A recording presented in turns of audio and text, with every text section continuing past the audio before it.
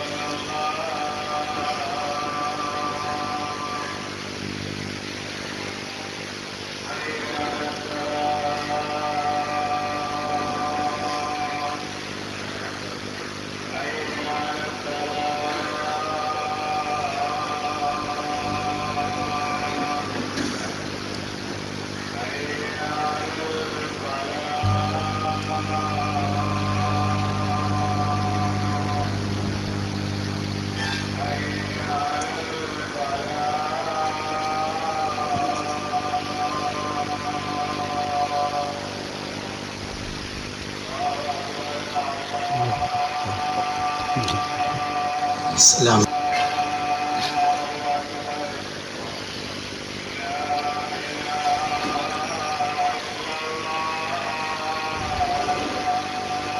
لا إله إلا الله اللهم رب هذه الصلاة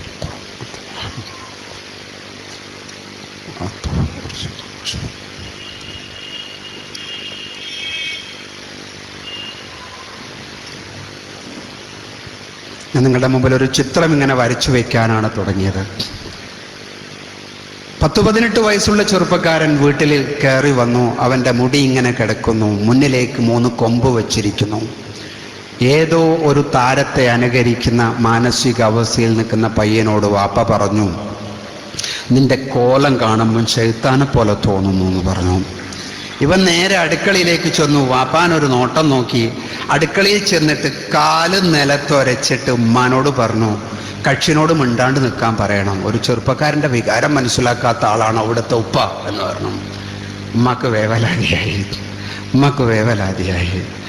എന്നോട് ഞാൻ ഒരു 2-3 മാസം മുമ്പ് വിദേശത്ത് നിന്ന് ഒരു ഭാര്യയും ഭർത്താവും വന്നിട്ട് എൻ്റെ അടുത്ത് പറഞ്ഞു: അവസാനത്തെ ശ്രമമാണ്. ഇന്റർനാഷണൽ സ്കൂളിൽ നിന്ന് പോയി വന്ന മകൻ 2 മണി കഴിഞ്ഞാൽ വീട്ടിലെത്തും, ഭക്ഷണം കഴിക്കും. അവൻ്റെ കയ്യിൽ 2 മൊബൈലുണ്ട്, അതെടുത്തിട്ട് വീട്ടിൽ നിന്ന് ഓടിപ്പോകും. അറബി പിള്ളേരാണ് സുഹൃത്തുക്കൾ. 12 മണിയാകുമ്പം വാതിൽ മുട്ടും. പേടിയാണ് ജീവിക്കാൻ. അവൻ എന്തൊക്കെ ചെയ്യുന്നു എനിക്കറിയില്ല. അവൻ കഞ്ചാവ് അടിക്കുന്നുണ്ട് എന്ന് എനിക്ക് ഉറപ്പാണ്. എങ്ങനെയാണ് ഞങ്ങൾ അവനോട് സംസാരിക്കേണ്ടത്? എന്താണ് ചെയ്യേണ്ടത്? നിങ്ങൾക്കൊരു പരിഹാരവും പറഞ്ഞു തരാനില്ലെങ്കിൽ ഇന്നത്തോടുകൂടി ഞങ്ങൾ ഒരു കാര്യം തീരുമാനിക്കുന്നു, അങ്ങനെ ജനിച്ചിട്ടില്ല. ആരാണ് ഉത്തരവാദികൾ? ആരാണ് പ്രശ്നത്തിൽ നിൽക്കുന്നത്? 19 വയസ്സുള്ള ഒരു പെണ്ണ് വീട്ടിൽ നിന്ന് പുറത്തേക്ക് പോകുന്നു. കണ്ണാടിയുടെ മുമ്പിൽ കുറേ നേരം നിൽക്കുന്നു. പെണ്ണ് കണ്ണാടിയുടെ മുമ്പിൽ ഇങ്ങനെ നിൽക്കുന്ന സമയത്ത് ഉമ്മ പറഞ്ഞു, എന്താ സൗന്ദര്യ മത്സരത്തിനാണോ പോന്നത്? ഉമ്മ ചോദിച്ചു. പല ഉമ്മമാരും അങ്ങനെ ചോദിക്കും. കുട്ടികളോട് കൊടുക്കേണ്ട സ്ട്രോക്കുകളല്ല കൊടുക്കുക, കൊടുക്കേണ്ട രീതിയിലല്ല സംസാരിക്കുക. നമുക്ക് വായിൽ തോന്നിയതുപോലെ നമ്മളങ്ങ് പറയും. 10 വയസ്സിന് ചോടെ നിങ്ങൾ കുഞ്ഞിനോട് എങ്ങനെയാണോ പറഞ്ഞത് അതുപോലെ നിങ്ങൾ ഇപ്പോഴും കുട്ടിയോട് പറയും. 19 വയസ്സുള്ള ഡിഗ്രി ഫസ്റ്റ് ഇയറിൽ പഠിക്കുന്ന മോള് കണ്ണാടിയുടെ മുമ്പിൽ നിൽക്കുന്നത് എന്തിനാണെന്ന് ഉമ്മക്കറിയില്ല. കാരണം കണ്ണാടിയുടെ മുമ്പിൽ നിൽക്കുന്നത് 18 വയസ്സുകാരി 19 വയസ്സുകാരി പോട്ടെ, നമ്മുടെ നാട്ടിലെ 12 വയസ്സുകാരി മദ്രസയിൽ 7ാം ക്ലാസ്സിൽ പോകുന്ന അവര് നിൽക്കുന്നതൊക്കെ അവരുടെ ഇമേജിന്റെ ഭാഗമായി. ഇമേജ് സൗന്ദര്യവുമായി ബന്ധമുണ്ട്, വേഷവുമായി ബന്ധമുണ്ട്, അവർക്ക് വീട്ടിൽ കിട്ടുന്ന അംഗീകാരവുമായി ബന്ധമുണ്ട്. ഇമേജ് മനസ്സിന്റെ ദാഹമാണ്. ലോകത്തിൽ ആർക്കാണ് ഇമേജ് ആഗ്രഹിക്കാത്തത്? അവനവന്റെ ഇമേജ് ആഗ്രഹിക്കാത്ത ആൾ ആരാണ് ലോകത്തുള്ളത്? അപ്പോൾ ഈ കണ്ണാടിയുടെ മുമ്പിൽ നിൽക്കുന്ന കുട്ടിയോട് ഉമ്മ പറഞ്ഞു, എന്താ സൗന്ദര്യ മത്സരത്തിനാ പോന്നെ? ഇന്നാ ചോറ്റുപാത്രം എന്ന് പറഞ്ഞിട്ട് മേശപ്പുറത്തങ്ങ് വെച്ചു, ഒരമർത്തി വെക്കൽ വെച്ചു. ഉമ്മ വിചാരിച്ചു, ഞാനിങ്ങനെ വെപ്രാളം കാണിക്കുകയും പേടിപ്പിക്കുകയൊക്കെ ചെയ്ത കുഞ്ഞ് നേരെ ചൊവ്വേ വരൂന്നാ. കുഞ്ഞ് വീട്ടിൽ നിന്ന് ഇറങ്ങിപ്പോയി. ഭാഗ്യക്കേടിന് അന്നത്തെ ബസ് മിസ്സായി. കുട്ടിക്ക് അടുത്ത ബസ് വരാൻ 20 മിനിറ്റ് എടുക്കും. എല്ലാ നാട്ടിലുമുണ്ട് ബസ് ഷെൽട്ടറിൽ പ്രത്യേകിച്ച് പണിയൊന്നുമില്ലാത്ത ചെറുപ്പക്കാർ, കരടിൻ്റെ ഫോട്ടോ ഉള്ള ബനിയനൊക്കെ ഇട്ട് രാവിലെ അവർ വരും, പിള്ളേരെ യാത്രയാക്കും, സ്കൂളിൽ പോകുന്ന, വൈകുന്നേരം വരുന്നവരെ സ്വീകരിക്കുകയും ചെയ്യുന്ന ഒരു ടീം വിഭാഗം. അത്യാവശ്യം അവർക്ക് ഗൾഫിൽ ഒരു വിസയൊക്കെ കിട്ടുന്നത് വരെ അങ്ങനെ ഉണ്ടാവും. എല്ലാ സമുദായത്തിൽപ്പെട്ടവരുണ്ട്. നമ്മുടെ സമുദായത്തിലെ മാത്രം ഒന്ന് പ്രസംഗിച്ച് കൂബി ഭയങ്കര പ്രശ്നമാക്കി അവതരിപ്പിക്കുകയൊന്നും വേണ്ട. ഈ പ്രായത്തിലുള്ള കുട്ടികളുടെ മനസ്സിൽ അവരുടെ എൻഗേജ്മെന്റ് കുറവുണ്ടോ അവിടെ ഗ്യാപ്പ് കൂടും എന്നാണ്. എൻഗേജ്മെന്റ് കുറവുണ്ടോ, എന്തെങ്കിലും ജോലിക്കോ പണിക്കോ പോകുന്ന പഠിക്കാനുള്ള ലക്ഷ്യബോധം പോലുള്ള എൻഗേജ്മെന്റ് കുറവുണ്ടോ മനസ്സിൽ ഗ്യാപ്പ് കൂടുന്നുള്ള കാര്യം സ്വാഭാവികമാണ്. അങ്ങനെയാണ് തീവ്രവാദത്തിലേക്കൊക്കെ പിള്ളേർ ചേക്കേറുന്നത്. നമ്മൾ മനസ്സിലാക്കാൻ പറ്റിയിട്ടില്ല അതുപോലെ ഇമേജ് കിട്ടാത്ത ആളുകളുടെ മനസ്സിൽ അരാജകത്വം ഉണ്ടാകും, മനസ്സിൽ അതിഭീകരമായ ഭ്രാന്തമായ ഒരുതരം ചിന്തയുണ്ടാകും. ഈ പെൺകുട്ടി ഇപ്പുറത്ത് നിൽക്കുന്നുണ്ട്, അപ്പുറത്ത് നിൽക്കുന്ന പ്രത്യേകിച്ച് പണിയൊന്നുമില്ലാത്ത ചെക്കൻ വളരെ എക്സ്പെർട്ടാണ്. അവൻ ഇവളെ നോക്കിയിട്ട് ഒന്ന് ചിരിച്ചു. നോക്കണേ, ഇവൾക്ക് വീട്ടിൽ നിന്ന് കിട്ടിയത് വഴക്കാണ്, വിമർശനമാണ്, കുറ്റപ്പെടുത്തലാണ്. അങ്ങനെ ഫ്രീ ആയിട്ട് ഇതാ ഒരു ചിരി വരുന്നു. ഇവളറിയാതെ അങ്ങ് ചിരിച്ചുപോയി. ഇവളറിയാതെ ചിരിച്ചതോടുകൂടി അവൻ്റെ മനസ്സിൽ, അവൻ്റെ കണക്ക് പുസ്തകത്തിൽ അവൻ വരവ് വെച്ചു, ഇത് കൊള്ളാമല്ലോ. അവൻ പിറ്റേ ദിവസം 2 കരടിൻ്റെ ഫോട്ടോ ഉള്ള ബനിയനൊക്കെ ഇട്ട് ഹാജരായി.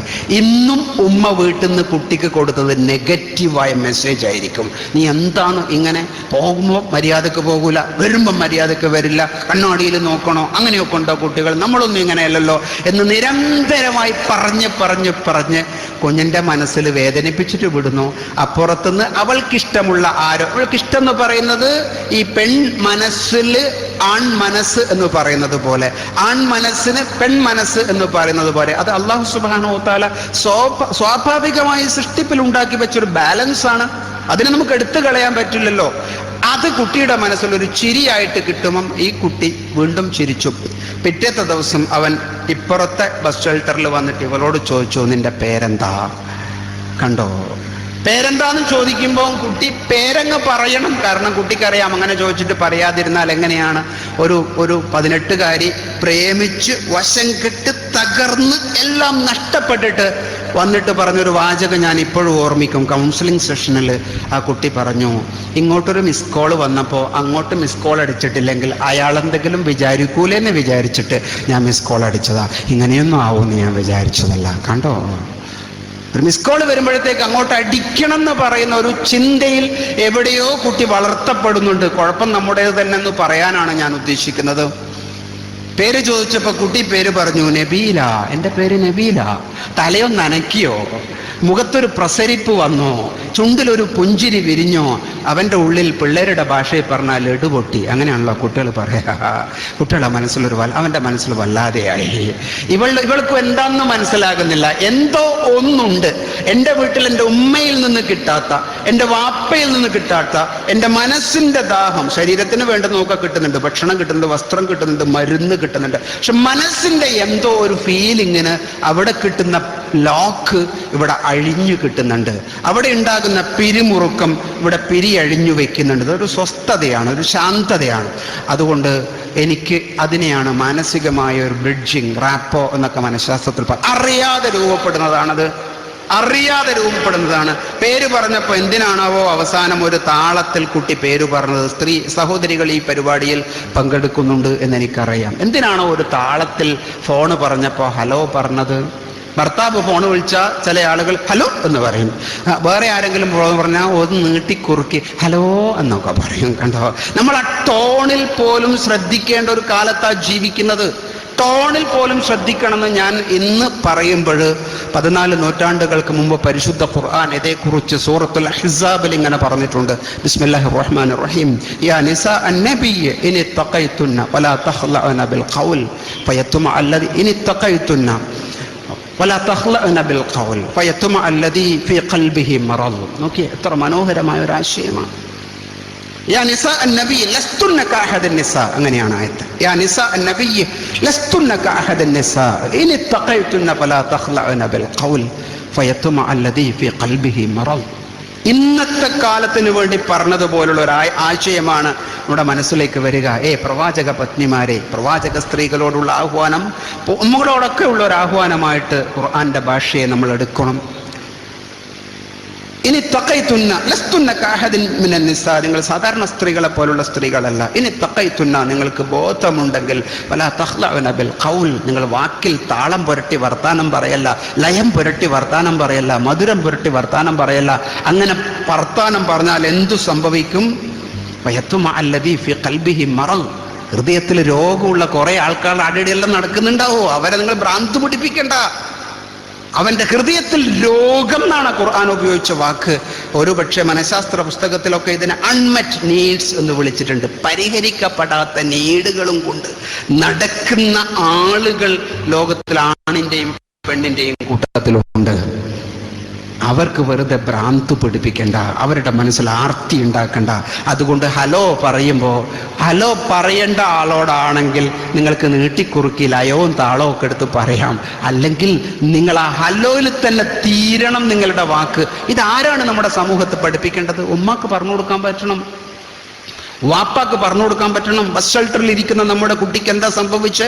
ആ കുട്ടിയുടെ മനസ്സിൽ എവിടെയോ വീട്ടിൽ നിന്ന് കിട്ടാത്തത് കിട്ടുന്നു എന്നുള്ളൊരു തോന്നലിലാണ് ആ കുട്ടി പേര് നീട്ടിക്കുറിച്ച് പറഞ്ഞത്. മറ്റവൻ അതിവിദഗ്ധനാണ്. അവൻ ഈ കുട്ടിയോട് അടുത്ത വാചകം എങ്ങനെ പറഞ്ഞു? ഈ ചുരിദാർ നിനക്ക് നല്ലോണം ചേരുന്നുണ്ട് കേട്ടോ, ഇന്നലെ ഇട്ടതും വലിയ കുഴപ്പമൊന്നുമില്ല. ഞാനിത് ഒരു വളരെ പക്വതയുള്ള ഒരു സദസ്സായത് കൊണ്ടാണ് ഞാനിത് പറയുന്നത്.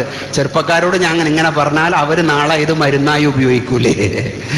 കണ്ടോ, കുട്ടിന്റെ മനസ്സിലൊരു ആശ്വാസം വന്നു. അൽഹംദുലില്ലാ, വീട്ടിൽ നിന്ന് കഴിഞ്ഞ ഈ കൗമാരമായിട്ട്, കഴിഞ്ഞ 12 വയസ്സായിട്ട് ഈ കാലത്തിന്റെ ഇടയിൽ എനിക്കൊരു നല്ല വാക്ക് കിട്ടിയിട്ടില്ല. എന്നെ കുറ്റപ്പെടുത്തി, എൻ്റെ വേലകളെ കുറ്റപ്പെടുത്തി, ഞാനൊരു പ്രശ്നമുള്ള പെണ്ണിനെ പോലെ കണക്കാക്കി, ഞാനൊരു ബാധ്യത പോലെ കണക്കാക്കി. എന്നിട്ടും എന്നെ കോളേജിൽ അയക്കുന്നു. എപ്പോഴും കുറ്റപ്പെടുത്തൽ കിട്ടുന്നിടത്തുനിന്ന് ഇവിടെ ഇതാ ഒരു ഓപ്പോസിറ്റ് സെക്സിൽ നിന്ന് എനിക്കൊരാശ്വാസത്തിന്റെ വാക്ക് കിട്ടുന്നു. നിങ്ങൾ പറയൂ, ആണാണോ പ്രശ്നക്കാരൻ, പെണ്ണാണോ പ്രശ്നക്കാരൻ? ഈ പെണ്ണിന്റെ മനസ്സിൽ ഈ ദാഹമുണ്ടാക്കിയിട്ട് കോളേജിലേക്ക് വിട്ട ഉമ്മയും വാപ്പയാണോ പ്രശ്നക്കാരൻ? ഞാനൊരു രക്ഷിതാവാ, ഞാൻ 3 പെൺകുട്ടികളുടെ ഉപ്പയാവും. എൻ്റെ മോള് 8ാം ക്ലാസ്സിൽ പഠിക്കുന്ന മോള് ഇന്നലെ രാവിലെ എൻ്റെ വീട്ടിലേക്ക് മദ്രസയിൽ നിന്ന് കയറി വന്നു. 7:25 ടൈം. അപ്പോഴെൻ്റെ മുന്നിൽ ഒരു കുടുംബ പ്രശ്നം സംസാരിക്കാൻ വന്ന ഒരു സ്ത്രീയുമുണ്ട് എൻ്റെ നാട്ടിലെ. ഞാൻ ആ മോളെ സ്വകാര്യമായി വിളിച്ചു. ഞാൻ സംസാരിച്ചുകൊണ്ടിരിക്കുന്നിടത്ത് വർത്താനം നിർത്തിയിട്ട് ഞാൻ അവരോട് പറഞ്ഞു, 1 മിനിറ്റ്. ഞാൻ എൻ്റെ മോളെ ചെവിയിലൊരു വർത്താനം പറഞ്ഞു. എൻ്റെ മകളുടെ മുഖത്ത് കണ്ട പ്രസരിപ്പ്, ഇത്തരം ട്രെയിനിങ് നടത്തുന്ന ഒരാളെന്നുള്ള എനിക്കൊരു പാഠമായിരുന്നു. ഞാൻ കുഞ്ഞിൻ്റെ ചെവിയിലേക്ക് എന്താ പറഞ്ഞിട്ടുണ്ടാവുക എന്നറിയോ? എന്തേ ലേറ്റായി എന്നാണോ, ഇങ്ങനെയാണോ നടക്കേണ്ടതെന്നാണോ, നിനക്കെന്താ അപ്പുറത്തോട്ട് കയറിയാ പോരെ എന്നാണോ? ഞാനൊന്നും പറഞ്ഞിട്ടില്ല. ഈ സ്കാർഫ് ഇട്ടിട്ട് നിന്നെ കാണാൻ എന്തൊരു ചന്തം മോളെ എന്ന് പറഞ്ഞു. അപ്പൊ മോൾ എന്നോട് പറഞ്ഞു, വാപ്പ വെറുതെ എന്നെ ആക്കല്ലേ. ഈ ഒരു ബന്ധം എവിടെയെങ്കിലും ഉണ്ടോ? വീട് ഒരുതരം കൃത്രിമമായ വീടാകുക. വീട്ടിൽ ഓരോരുത്തർക്കും ഓരോ റൂം, വീട്ടിലെ റൂമിന് വേണമെങ്കിൽ നമ്പർ എഴുതി വെക്കും. 101 മൂത്ത കുട്ടി, 102 രണ്ടാമത്തെ കുട്ടി, 103 കെട്ടിയോളും ഭർത്താവും, 104 പ്രായമുള്ള ഉപ്പയും ഉമ്മയും, ഡൈനിങ് ഹാള് ഒരു ഭാഗത്ത്. കണ്ടോ? ഇങ്ങനെ കൃത്രിമമായി വളരേണ്ടതാണോ വീട്? അല്ലല്ലോ. നിങ്ങളെ വീട് ഒരിക്കലും കബറിടമാകരുത് എന്ന് പ്രവാചകർ റസൂലുള്ളാഹി സ്വല്ലല്ലാഹു അലൈഹി വസല്ലം തങ്ങൾ പഠിപ്പിച്ചില്ലേ? വീട്ടിലേക്ക് കടന്നു പോകുന്ന ഭർത്താവിനെ ഊഷ്മളമായി നോക്കുന്ന പെണ്ണ് വീട്ടിലില്ല, ഇല്ല. പിന്നെ എങ്ങനെയാണ് ഭർത്താവിന്റെ മനസ്സിൽ സന്തോഷം കിട്ടുന്നത്? ഇനി അണിഞ്ഞൊരുങ്ങി കാത്തു നിൽക്കുന്ന ഭാര്യയുടെ തോളിൽ കൈവച്ച് അസലായിരിക്കുന്നു കേട്ടോ, ഇന്ന് നിന്നെ കാണാൻ എന്തൊരു ചന്തം എന്ന് പറയുന്ന ഭർത്താവ് ഇല്ല. മറിച്ച് ഭർത്താവ് വന്ന ഉടനെ ചായ എടുക്കുക എന്ന് പറയുമ്പോൾ ഗ്ലാസും ചായയും മേശപ്പുറത്ത് കൊണ്ടേക്കുന്ന ഒരു ഉമ്മ രൂപപ്പെട്ടു വരുന്നു. അടുക്കളയുടെ ഭാഗത്തേക്ക് കയറിപ്പോകാത്ത ഒരു ഭർത്താവ് ഉണ്ടാകുന്നു. എന്നിട്ട് അയാൾ ബെഡ്റൂമിലേക്ക് പോകുന്നു, ഡ്രസ്സ് മാറുന്നു, അയാൾ മൊബൈൽ ഉപയോഗിക്കുന്നു, അയാൾ പിന്നെ കമ്പ്യൂട്ടറിലേക്ക് വരുന്നു, ഉമ്മ അപ്പോഴത്തേക്ക് TV-യിലേക്ക് പോകുന്നു, മക്കൾ പുസ്തകത്തിന്റെ ചൂടെ പോകുന്നു. ഇങ്ങനെ ഒരു പ്രൊഫഷണൽ ആയിട്ടുള്ള ഒരു വീട്, ഒരു കമ്പനി നടക്കുന്നത് പോലുള്ള ഒരു വീട്ടിന്റെ സാഹചര്യത്തിൽ നിങ്ങൾ ചിന്തിച്ചു നോക്കിയേ, എവിടെയാണ് കുഞ്ഞുങ്ങൾക്കുള്ള മനസ്സിൽ സന്തോഷം ഉണ്ടാവുന്നത്? എങ്ങനെയാണ് മനസ്സിൽ ഊഷ്മളമായ ഭാവങ്ങൾ ഉണ്ടാകുന്നത്? എങ്ങനെയാണ് കുട്ടികൾക്ക് നോ പറയാനുള്ള ശക്തി കിട്ടുന്നത്? എവിടെയോ നമുക്ക് തിരുത്തേണ്ടതുണ്ട്, എവിടെയോ നമ്മുടെ ചിന്തകളെ തിരുത്തേണ്ടതുണ്ട്, എവിടെയോ നമുക്ക് മാറേണ്ടതുണ്ട്. നമ്മുടെ പ്രഭാഷണങ്ങൾ ധാരാളമായിട്ട് നടക്കുന്നു. നമ്മുടെ നല്ല സലാത്ത് മജ്ലിസുകൾ എല്ലാ പള്ളിയിലും നടക്കുന്നു. അൽഹംദുലില്ലാ, വലിയ കാര്യമാണ്. സംഘടനാ പ്രവർത്തനങ്ങൾ വളരെ ഊർജ്ജസ്വലമായി നടക്കുന്നു. പക്ഷെ എവിടെയോ കുടുംബം എന്ന് പറയുന്ന അടിസ്ഥാന യൂണിറ്റുകളിൽ കുരുങ്ങിക്കിടക്കുകയാണ്. കുട്ടികൾക്ക് കിട്ടേണ്ട മാനസികമായ ആശ്വാസം കിട്ടാതെ, ഭാര്യയ്ക്ക് കിട്ടേണ്ട ആശ്വാസം കിട്ടാതെ, ഭർത്താവിന് കിട്ടേണ്ട സന്തോഷം കിട്ടാതെ, കൊച്ചു കുഞ്ഞും വലിയ കുഞ്ഞും തമ്മിലുള്ള വ്യത്യാസം തിരിച്ചറിയാതെ ഒക്കെ കുഞ്ഞുങ്ങളിങ്ങനെ വളരുകയാണ്. നമ്മൾ നല്ലതെന്ന് വിചാരിച്ചിട്ട് കൊടുക്കുന്നതെല്ലാം പലപ്പോഴും ദോഷാ. നമ്മൾ ചിന്തിച്ചു നോക്കിയിട്ടുണ്ടാവില്ല. 2 മക്കളുണ്ട് വീട്ടില്. 2 ഉദാഹരണം ഞാനിങ്ങനെ പറയാം നിങ്ങളുടെ മുന്നിൽ. ഒന്ന്, സ്കൂളിൽ നിന്ന് വന്ന് വളരെ കൃത്യമായി പുസ്തകം ഒരു ഭാഗത്ത് വെക്കും.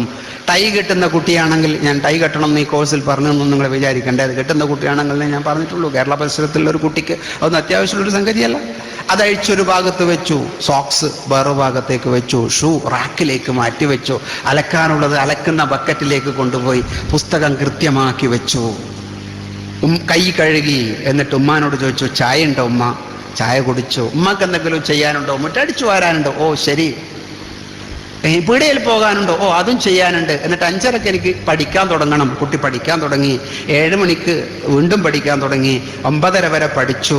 പിന്നെ കുറച്ച് നട്ടുവർത്താനൊക്കെ പറഞ്ഞു. നാളത്തെ പുസ്തകങ്ങൾ മുഴുവനും എടുത്തിട്ട് ബാഗിൽ വെച്ചിട്ട് കുട്ടി കിടന്നുറങ്ങി. പിറ്റേന്ന് മദ്രസയിൽ പോയി, സ്കൂളിൽ പോയി. എന്തൊരു ചിട്ടയാണ്! 5ാം ക്ലാസ്, അവൾ 5ാം ക്ലാസ്സിലാണ്. അതേ വീട്ടിൽ ഒരു 7ാം ക്ലാസ് ഉണ്ട്. ഏതാണ്ട് ബാലികത്തായിരിക്കുന്നു അവൾ. ബാലികത്താകുക എന്ന് പറഞ്ഞാൽ നമുക്ക് മനസ്സിലാകാത്ത ഒരു സംഗതിയല്ലല്ലോ. അവളൊരു സംഗതി എന്നാ വന്ന ഉടനെ തന്നെ അവൾ ഓവർകോട്ട് അഴിച്ച് ഒരു പുസ്തകം വലിച്ചങ്ങിട്ടു. റിമോട്ട് എടുത്തിട്ടൊന്ന് ഞെക്കി നോക്കി, എന്തെങ്കിലും എനിക്ക് പരിയുന്ന പരിപാടികളുണ്ടോ? ഉമ്മ ചോദിച്ചിന്റെ സോക്സ് എന്നാ ഒന്ന് കാണാത്ത? അതെവിടെയാ പോയ? അത് നോക്കുമ്പോൾ ചോറ്റുപാത്രത്തിൽ സോക്സ്. ഒരു കഥയില്ലാത്തൊരു സാധനം കണ്ടോ. അതിന് സമയനിഷ്ഠയൊന്നുമില്ല. ഉമ്മ പറഞ്ഞു, എന്താ പഠിക്കൊന്നും ചെയ്യാത്ത? എനിക്ക് പഠിക്കൊന്നും വേണ്ടേ? ഉമ്മ ഇങ്ങനെ പറഞ്ഞു നോക്കി. 4ാം ക്ലാസ്സിലല്ലേ ആ കുട്ടി, ഈ വീട്ടിൽ നിന്ന് തന്നെയല്ലേ നീ പോകുന്നത്? നീയും അവളും തമ്മിൽ വല്ല വ്യത്യാസമുണ്ടോ ഞാൻ കാണിക്കുന്നേ? നീ എന്താ ഇങ്ങനെ? ആരുടെ മുന്നിന്നാ പറയുന്നേ? 4ാം ക്ലാസ്സുകാരിയുടെ മുന്നിൽ നിന്ന് 7ാം ക്ലാസ്സുകാരിക്ക് ഉമ്മാൻ്റെ അടുത്ത് നിന്ന് കിട്ടുന്ന ഗിഫ്റ്റാ ഇത്. 4ാം ക്ലാസ്സുകാരി ഇങ്ങനെ ഉള്ളിൽ നോക്കി ചിരിച്ച് വരട്ടെ, അങ്ങനത്തെ ഇനിയും വരട്ടെ. 7ാം ക്ലാസ്സുകാരി 4ാം ക്ലാസ്സിൽ നോക്കി, നിന്നെ ഞാൻ ശരിയാക്കി തരും, നിന്നെ ഞാൻ ശരിയാക്കി തരും. എങ്ങനെയാ ശരിയാക്കുക? 7ാം ക്ലാസ്സുകാരിക്ക് ശരിയാക്കാൻ എങ്ങനെയാ പറ്റുക എന്ന് പറഞ്ഞാൽ റബലായിട്ട് ശരിയാക്കാൻ പറ്റും. ഉമ്മ പറയുന്നതിനെതിരാകുക, വാപ്പ പറയുന്നതിനെതിരാകുക, അനിയത്തിനെ കുഴപ്പമുണ്ടാക്കുക. ഇവിടെ 2 തരം കുട്ടികളാ. പഠിക്കണം എന്ന് പറയുമ്പോൾ ഈ കുഞ്ഞെന്താ പഠിക്കുകയൊന്നും ചെയ്യില്ല. പരീക്ഷന്റെ തലേ ദിവസം അയാൾ എന്തൊക്കെയോ ചെയ്തിട്ട് ഒപ്പിക്കും. വടകര ഭാഗത്ത് നിന്ന് കാണാൻ വന്ന ഒരു കുട്ടിയെ ഞാൻ ഓർമ്മിക്കുന്നുണ്ട്. പരിപാടിയൊക്കെ ചിലപ്പോൾ ഓൺലൈനിലൊക്കെ ഉണ്ടെങ്കിൽ അവൻ എന്നെ എന്തെങ്കിലും ചെയ്യുമെന്ന് പറയാൻ പറ്റില്ല. ആ കുട്ടി എന്നോട് പറഞ്ഞു, ഞാൻ ചോദിച്ചു പഠിപ്പൊന്നുമില്ലേ, എന്താ പരിപാടി? എഞ്ചിനീയറിംഗ് ചെയ്യാണ്, എഞ്ചിനീയറിംഗിന് പഠിക്കുന്ന കുട്ടിയാണ്. പഠിപ്പൊന്നുമില്ലേ, എന്താ കാര്യം? എന്തിനാ പഠിക്കുന്നത് സാറേ? എന്തിനാ എഞ്ചിനീയറിംഗ് ചെയ്ത്? പരീക്ഷയ്ക്ക് ജയിക്കാനല്ലേ, അതിന്റെ പരിപാടിയൊക്കെ എൻ്റെ അടുത്തുണ്ട്. അതെന്താ പരിപാടി? അത് ഞാൻ കോപ്പി അടിക്കും. അത് ശരി, അങ്ങനെ കോപ്പി അടിക്കാൻ എല്ലാ ദിവസവും പറ്റിക്കൊള്ളുന്നില്ലല്ലോ. വളരെ സ്ട്രിക്റ്റ് ആയിട്ടുള്ള ഒരു അധ്യാപകം വന്നാലോ? സാറേ അതിനും സംവിധാനമുണ്ട്. എൻ്റെ അടുത്തിരിക്കുന്ന നമ്പർ ആരാന്ന് നിങ്ങൾക്കറിയാവോ? ക്ലാസ്സിൽ വളരെ ടോപ്പാ. എൻ്റെ ഇടതു കൈയും പ്രവർത്തിക്കും, വലതു കൈയും പ്രവർത്തിക്കും. ഇപ്പുറത്തും കടലാസ് എടുക്കും, ഇപ്പുറത്തും കടലാസ് എടുക്കും. നിങ്ങൾ ഈ വാപ്പാക്ക് ഇതൊന്ന് പറഞ്ഞ് ബോധ്യപ്പെടുത്തുവോ? ഞാൻ ഇതൊക്കെ രക്ഷപ്പെട്ട് പുന്നാര മോനായിട്ട് വരുമെന്ന് എന്തിനാ വെറുതെ ഈ കൗൺസിലിങ്ങും പരിപാടിയൊക്കെ ആയിട്ട് നടക്കുന്നത്? വളരെ ധീരമായ പ്രഖ്യാപനം ഈ കുട്ടി. ആരുടെയാ കുഴപ്പം? വാപ്പ നേരം വെളുത്ത് രാത്രിയാകുന്നത് വരെ ഇങ്ങനെ പറഞ്ഞുകൊണ്ടേയിരിക്കും. ഗിർ ഗിർ ഗിർ ഗിർ ഗിർ. ഞങ്ങൾ പലപ്പോഴും ചോദിക്കാറുണ്ട്, ഉമ്മ വന്നാൽ ചോദിക്കും ആദ്യമായിട്ട് 15 വയസ്സുള്ള 16 വയസ്സുള്ള 17 വയസ്സുള്ള കുട്ടിയുടെ പ്രശ്നം കൊണ്ടാണ് വന്നതെങ്കിൽ ഞങ്ങൾ ഈ നിരയിലിരിക്കുന്ന ആളുകൾ എല്ലാവരും ചോദിക്കുന്ന ഒന്നാമത്തെ ചോദ്യം എന്തായിരിക്കും എന്ന് പറഞ്ഞാൽ, നിങ്ങൾ എങ്ങനെയാ കുട്ടിയെ ഇങ്ങനെയൊക്കെ ആവുമ്പോൾ നിങ്ങൾ എങ്ങനെയാ പെരുമാറല്? അപ്പൊ ഉമ്മ പറയും, ഞാൻ എല്ലാ നേരം പറയും. ഉമ്മ പറയും, ഞാൻ എല്ലാ നേരം അസറിനും പറയും, മഗ്‌രിബിനും പറയും. ആരും അസർ കൊടുത്തതിന് ശേഷം തുടങ്ങിയ മഗ്‌രിബ് കൊടുത്തിട്ടും തീർന്നില്ല എന്നൊക്കെ പറയുന്നത് വാട്സപ്പ് കണ്ടിട്ടില്ലേ? അതുപോലെ എന്നിട്ടും ശരിയാവുന്നില്ല. അപ്പോൾ വാപ്പയും പറയും, ഓറും പറഞ്ഞിട്ടും ശരിയാകുന്നില്ല. പിന്നെന്താ ഒരു മാർഗം? ഞങ്ങൾ നിസ്സഹായരായിട്ട് അവരോട് പറയും, 1 മാസം നിങ്ങൾ ഈ രീതിയിൽ പറയുന്നത് നിർത്തുമോ? അത് പാരഡൈം ഷിഫ്റ്റിംഗ് എന്നാ പറയാ. അതിന് ഇന്റർവെൻഷൻ മാറ്റുക. 1 മാസം നിങ്ങൾ ഈ രീതിയിൽ നിർത്തുമോ? പെരിന്തൽമണ്ണയിലെ ഒരു കുട്ടി 9ാം ക്ലാസ്സുകാരൻ വീട്ടിൽ നിന്ന് വന്ന, മദ്രസയിൽ നിന്ന് വന്ന, സ്കൂളിൽ നിന്ന് വന്ന, മൊബൈൽ കൊണ്ടുള്ള കളികൾ. വാപ്പ പറഞ്ഞു കേട്ടില്ല, ഉമ്മ പറഞ്ഞു കേട്ടില്ല. പ്രശ്നം ഈ മൊബൈൽ വാങ്ങിച്ചു കൊടുത്തതാ, നിങ്ങൾ എഡ്യൂക്കേറ്റ് ചെയ്തിട്ടില്ല. പിന്നെ വെറുതെ ബഹളം വെച്ചുകൊണ്ട് കാര്യമില്ല. ആരും പറഞ്ഞിട്ടും കേട്ടില്ല. ഉമ്മയും വാപ്പയും പറഞ്ഞിട്ട് ഒരു രക്ഷയില്ല.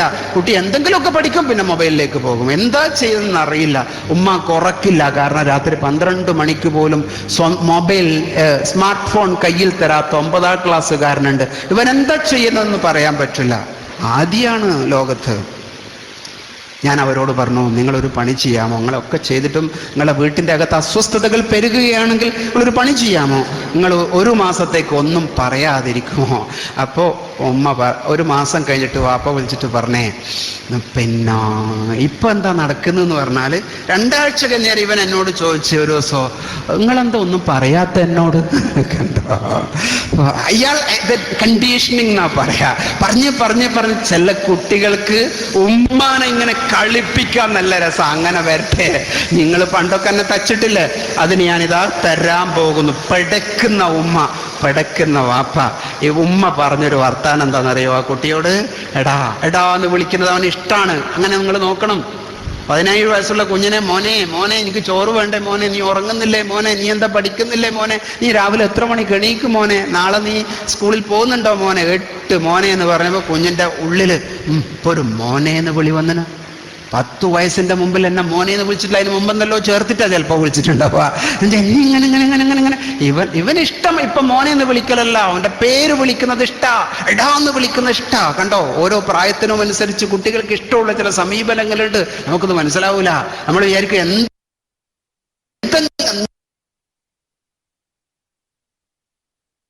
എന്തെങ്കിലും മോനെങ്കിലും വിളിച്ചിട്ട് ഇവനൊന്ന് ശരിയാക്കാന്നാ. ഉമ്മ പറഞ്ഞു, ഇനി ഞാൻ പറച്ചല് നിർത്തി. എന്റെ ഉള്ളിലൊരു ഉഷാറുണ്ട്, ഉമ്മാക്കത് മനസ്സിലായിട്ടില്ല. നീ ഭയങ്കര സംഗതിയാ,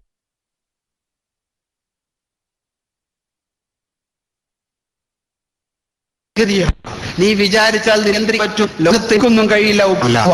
അങ്ങനെയാ. അപ്പൊ എവിടെയോ നമ്മുടെ ഉള്ളിൽ ചില ചിന്തകൾ വരണം. ഒളിച്ചോടി പോകുന്നു എല്ലാ ഒളിച്ചോടി പോകലിന്റെയും അടിസ്ഥാനം എന്ന് പറയുന്നത് ഞാൻ പറഞ്ഞില്ലേ, മനസ്സിന്റെ എവിടെയോ ഉള്ളിലെ ഇംബാലൻസ് ആണ്, അസ്വസ്ഥതയാണ്.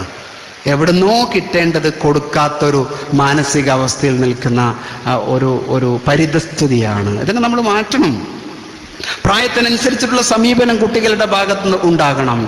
ഉമ്മമാര് അവരുടെ ഉമ്മയും വാപ്പയും എങ്ങനെയാണോ വളർത്തിയത് അതേ സ്റ്റൈലിലെ ഒരു വര വരച്ചിട്ട് അതിലൂടെ ഇങ്ങനെ കുട്ടികൾ ഇങ്ങനെ നടന്നു പോകണമെന്ന് വിചാരിച്ച് നിർത്തുന്ന എത്രയാ ഓട്ടോക്രാറ്റിക് പാരന്റിങ് എന്ന് പറയാ. ഓട്ടോക്രാറ്റിക് ആവുക, കൃത്യമായി വരച്ച വര. അഡോൾഫ് ഹിറ്റ്ലറിന്റെ മെയിൻ കാഫ് എന്ന് പറയുന്ന ആത്മകഥ ലോകത്ത് ഇത്രയും ചർച്ച ചെയ്യപ്പെടാനുള്ള കാരണം എന്താ? ഓട്ടോക്രാറ്റിക് പാരന്റിങ്ങിന്റെ ഒന്നാം തരം ഉദാഹരണമായിരുന്നു. വീട്ടിൽ വന്നാൽ വിസിലടിച്ചിട്ട് വിളിക്കും, വാതിലിന് കൊട്ടിയിട്ട് വിളിക്കും. ഇതുവരെ പേര് വിളിച്ചിട്ടില്ല. അച്ഛനും അമ്മയും തമ്മിലുള്ള തർക്കം കണ്ടിട്ട് വളർന്നു ഞാൻ. ആ വളർച്ചന്റെ ഇടയിൽ ഞാനിങ്ങനെയൊക്കെ ആയിപ്പോയി. ഇപ്പൊ എൻ്റെ മനസ്സിന് ഭയങ്കര കരുത്താ, മനുഷ്യന്മാരെ കൊല്ലുന്നതിന് എനിക്കൊരു പ്രശ്നമില്ല എന്ന് എഴുതി വെച്ചു ആ ലോകത്തിലെ ഏറ്റവും വലിയ ക്രൂരനായ ഏകഛത്രാധിപതി. ഉപ്പാൻ്റെയും ഉമ്മാൻ്റെയും കുഴപ്പാ, രക്ഷിതാവിന്റെ കുഴപ്പ. നേരത്തെ തങ്ങളോട് ഓതി വെച്ചു, കുല്ലു മൗലൂദിൻ യൂലദു അലൽ ഫിത്ര വഅബവാഹു യുഹബ്ബിദാനിഹി വയുമജ്ജിസാനിഹി ഔ യുനസ്സിറാനിഹി. നോക്കൂ നിങ്ങൾ, എല്ലാ കുഞ്ഞുങ്ങളും സർഗപ്രകൃതിയിൽ ജനിക്കുന്നു, നന്നാകാൻ വേണ്ടി ജനിക്കുന്നു. കുട്ടികളുടെ ഉള്ളിൽ ഞാനിങ്ങനെ ചിന്തിക്കാറുണ്ട്, ഒരു 9 മാസം പ്രായമാകുന്ന കുഞ്ഞ് ഈ ഭൂമിയിലേക്ക് വരിക എന്ന് പറയുന്നത് എന്തുമാത്രം ഊർജത്തിന്റെ ഭാഗമാണ്. 4-ാം മാസം കഴിഞ്ഞാൽ കുഞ്ഞിന് ജീവൻ കിട്ടുക എന്ന് പറയുന്നത് എന്തുമാത്രം ചലനമാണ്. അതിനുശേഷം ഈ ഗർഭപാത്രത്തിന്റെ ഉള്ളിൽ നടക്കുന്നത്, ആ കുഞ്ഞ് അങ്ങോട്ടും ഇങ്ങോട്ടും. അപ്പോഴാരെങ്കിലും പറയാറുണ്ടോ? നിങ്ങൾ ഭർത്താക്കന്മാരൊക്കെ പലപ്പോഴും ഗർഭിണിയായി ഇങ്ങനെ 4-ാം മാസമൊക്കെ കഴിഞ്ഞ് 5-ാം മാസമൊക്കെ കഴിഞ്ഞാൽ വയറ്റത്ത് കൈയൊക്കെ ഇങ്ങനെ വെച്ച് നോക്കും, ഒരു സന്തോഷത്തിന്. ആ സമയത്ത് നിങ്ങൾക്ക് ഒരു ഇടി കേൾക്കാം, അങ്ങോട്ട് ചാടുന്നു ഇങ്ങോട്ട് ചാടുന്നു. നിങ്ങൾ ആരെങ്കിലും പറയാറുണ്ടോ ഇത് കുരുത്തം കെട്ട സാധനം തോന്നുന്നതിൻ്റെ ഉള്ളിൽ നിന്ന് പറയാറുണ്ടോ? ഇല്ല. അതിൻ്റെ അകത്തു നിന്നുള്ള ഓരോ ചലനവും ഭാര്യക്കും ഭർത്താവിനും ആവേശമാണ്. നമ്മൾ ജീവനുള്ള കുട്ടീന്നാ വിളിക്കാറ്, ജീവനുള്ള കുട്ടീന്നാ വിളിക്കാറ്. ആ ജീവനുള്ള കുട്ടിയാണ് ജനിച്ച് പുറത്തേക്ക് വന്നത്. ആരാണ് പ്രതി? കുട്ടികളോട് ക്ലാസ് എടുക്കുമ്പോൾ ഞാൻ ഇങ്ങനെ പറയാറുണ്ട്, കുട്ടികളെ നിങ്ങളെല്ലാവരും 90-ാമത്തെ ദിവസം മഹാത്ഭുതം കാണിച്ചവരാണ് ഈ ലോകത്ത്. ആരായിരിക്കുന്നുണ്ടാവുമെന്നറിയോ? ഞാൻ നേരത്തെ പറഞ്ഞ പോലെ മുടി ഇങ്ങനെ ചെത്തി, തല ഇങ്ങനെയാക്കി, ഒരു ഭാഗത്ത് ഇങ്ങനെയാക്കി, അങ്ങോട്ടും ഇങ്ങോട്ടും. ഇപ്പുറത്ത് പെൺകുട്ടികളുണ്ടെങ്കിൽ ഒരു ഒളിഞ്ഞു നോട്ടം ഇങ്ങോട്ട്. പല ഹയർ സെക്കൻഡറി സ്കൂളിൻ്റെയും വരാന്തയിലൂടെ നിങ്ങൾ പോയാൽ മനോഹരമായ കാഴ്ച കാണാം. 10 മിനിറ്റാണ് അവർക്ക് സ്വർഗീയമായ സുഖം. ഒരു തല കൊണ്ട് ഇങ്ങോട്ടൊന്ന് ചെത്തി, കൈ കൊണ്ട് ഇങ്ങോട്ടൊന്ന് ചെത്തി, ഒരു നടത്തം നടന്ന് ഇങ്ങനെയാക്കി, നാവ് കൊണ്ടൊരു കളി കളിച്ച്, ചുണ്ട് കൊണ്ടൊരു കളി കളിച്ച്, കുട്ടികൾ അങ്ങോട്ടും ഇങ്ങോട്ടും. നിറയെ ബ്രോക്കർമാരാണ് സ്കൂളുകളുടെ ഒക്കെ അകത്ത്. മുസ്ലിം കുട്ടികൾ പഠിക്കുന്ന സ്കൂളിൻ്റെ അകത്ത് നിറയെ ബ്രോക്കർമാരാ. എന്തിനാ? കുറിപ്പ് കൊണ്ടു കൊടുക്കാൻ, ഫോൺ നമ്പർ കൊണ്ടു കൊടുക്കാൻ, മൊബൈൽ കൈമാറ്റം ചെയ്യാൻ. കോഴിക്കോടെ ഒരു സ്കൂളിൽ മൊബൈൽ ബാൻ ചെയ്തു. കുട്ടികൾ മൊബൈൽ എടുത്തില്ല. ഒരു ദിവസം ഒരു കുഞ്ഞിൻ്റെ കയ്യിൽ നിന്ന് ഒരു സിം കാർഡ് കിട്ടി. കുട്ടി പറഞ്ഞു, സിം കാർഡല്ലേ, എന്താ പ്രശ്നം? നോക്കുമ്പോൾ വേറൊരു കുട്ടിൻ്റെ കയ്യിൽ മൊബൈലിൻ്റെ ബാക്ക് കവർ കിട്ടി. 3-ാമത്തെ കുട്ടിൻ്റെ കയ്യിൽ നിന്ന് ബാറ്ററി കിട്ടി. 4-ാമത്തെ കുട്ടിൻ്റെ കയ്യിൽ മെമ്മറി കിട്ടി. 7 കുട്ടികൾ ളുഹർ നിസ്കരിക്കാൻ വേണ്ടി പള്ളിയിലേക്ക് പോയിട്ട് നിസ്കാരം കഴിഞ്ഞതിന് ശേഷം വട്ടത്തിലിരുന്നിട്ട്, ആള് വിചാരിച്ചെന്തോ സലാത്ത് മജ്ലിസാറ്റാ, ഇരുന്നിട്ട് ഇവര് മൊബൈല് ഇത് അസംബിൾ ചെയ്യും. എന്നിട്ട് സിം കാർഡ് ഇട്ടിട്ട് പരിപാടികളൊക്കെ ചെയ്ത് കഷ്ണം കഷ്ണാക്കിയിട്ട് കീശയിലിട്ട്. ലോകം ഭരിക്കുന്ന മക്കളായിരിക്കും കേട്ടോ ആ കുട്ടികൾ. അങ്ങനെ അത്രമാത്രം ക്രിയേറ്റിവിറ്റിയാ കാണിക്കുന്നത്. കണ്ടോ നിങ്ങൾ? ആ സ്കൂളിൽ അങ്ങനെയുള്ള കുട്ടികൾ ജനിക്കുകയാ. എന്നോടൊരു പയ്യൻ പറഞ്ഞു, സാറേ ഇതൊന്നും ഇല്ലെങ്കിൽ ആരാ സ്കൂളിൽ വരുന്നത്? നിങ്ങളെ നോട്ട്ബുക്ക് പഠിക്കാൻ, ടെക്സ്റ്റ് ബുക്ക് പഠിക്കാൻ, ബെല്ലടിക്കുമ്പോൾ കയറാൻ, ബെല്ലടിക്കുമ്പോൾ ഇറങ്ങാനൊക്കെ ആൾക്ക് പറ്റൂല സാറേ. ഇതൊക്കെ ഉള്ളത് കൊണ്ട് ഞങ്ങൾ അങ്ങനെ വന്നപ്പോൾ, അതുകൊണ്ട് വെറുതെ ഇടങ്ങാറുണ്ടാക്കണ്ട കേട്ടോ. അങ്ങനെയുള്ളൊരു അതെല്ലാ സമൂഹത്തിലും ഉണ്ട്. മുസ്ലിം സമുദായം പ്രത്യേകിച്ച് ഇപ്പൊ സമസ്ത ഇത് ഏറ്റെടുക്കുക എന്ന് പറയുന്നത് ഒരു മഹാവിപ്ലവ. 5 കൊല്ലത്തിന്റെ മൈലേജ് നമുക്ക് അതിവേഗത്തിൽ കിട്ടുകയാണ് എന്നാണ് ഞാൻ പറയാ. അതിവേഗത്തിൽ കിട്ടുകയാണ്. അത് ഞാൻ പറഞ്ഞോണ്ടാ, വേറെ ആരെങ്കിലും പറഞ്ഞാൽ ഞങ്ങൾ തക്ബീർ ചൊല്ലും. അതിവേഗത്തിൽ കിട്ടുക അൽഹംദുലില്ലാഹ് വലിയൊരു സംഗതിയാ. ഇങ്ങനെ അധികം സ്ഫോടനാത്മകമായി നിൽക്കുന്ന കുട്ടികളെ കാണണം. ആര് കാണണം? രക്ഷിതാവ് കാണണം. അതാണ് എൻ്റെ ചോദ്യം. ഞാൻ പറഞ്ഞു ആ മക്കളോട്, അങ്ങോട്ടും ഇങ്ങോട്ടും ഇരിക്കുന്ന കുട്ടികളോട് ഞാൻ ഇങ്ങനെ പറഞ്ഞപ്പോൾ അവർ വളരെ ശ്രദ്ധയോടുകൂടി കേൾക്കുന്നുണ്ടായിരുന്നു. 90-ാമത്തെ ദിവസം നിങ്ങൾ കാണിച്ച മഹാത്ഭുതത്തെക്കുറിച്ച് ഞാൻ പറയട്ടെ എന്ന് ചോദിച്ചു. കുട്ടികൾ അങ്ങോട്ടും ഇങ്ങോട്ടും ചോദിച്ചു. ഒരു കുട്ടി എണീറ്റുണ്ട് പറഞ്ഞു, പായൽ മൂത്രിച്ചിനു. അതായിരുന്നു വിഷയം. അതല്ല, 90-ാമത്തെ ദിവസമായപ്പോൾ അതുവരെ മലർന്നു കിടന്നിരുന്ന നിങ്ങൾ അന്ന് ജീവിതത്തിൽ ആദ്യമായി കമിഴ്ന്നു കിടന്നു. ഒരു ട്രെയിനിങ്ങിലും പോയിട്ടില്ല. അവന് മഹല്ല് ഫെഡറേഷന്റെ SMFന്റെ SO MO FO ഉച്ചരിക്കാൻ പോലും അറിയില്ല. ഒരധ്യാപകന്റെയും പ്രചോദനമില്ല, ഒരു വാപ്പയും നിർബന്ധിച്ചിട്ടില്ല. അതുവരെ മലർന്നു കിടന്നൊരു സിസ്റ്റം ഡെവലപ്മെന്റ് ആണത്. അതുവരെ മലർന്നു കിടന്നിരുന്ന കുട്ടി ജീവിതത്തിൽ ആദ്യമായി കമിഴ്ന്നു കിടന്നു. കമിഴ്ന്ന് കിടന്ന അതേപോലെയാണെങ്കിലും അവൻ മരിച്ചു പോയിട്ടുണ്ടാവും. അങ്ങനെ ഉണ്ടായിട്ടില്ല. കമിഴ്ന്ന് കിടന്ന കുട്ടി തല ഉയർത്തിപ്പിടിച്ചു, അല്ലെങ്കിൽ അവൻ മരിക്കും.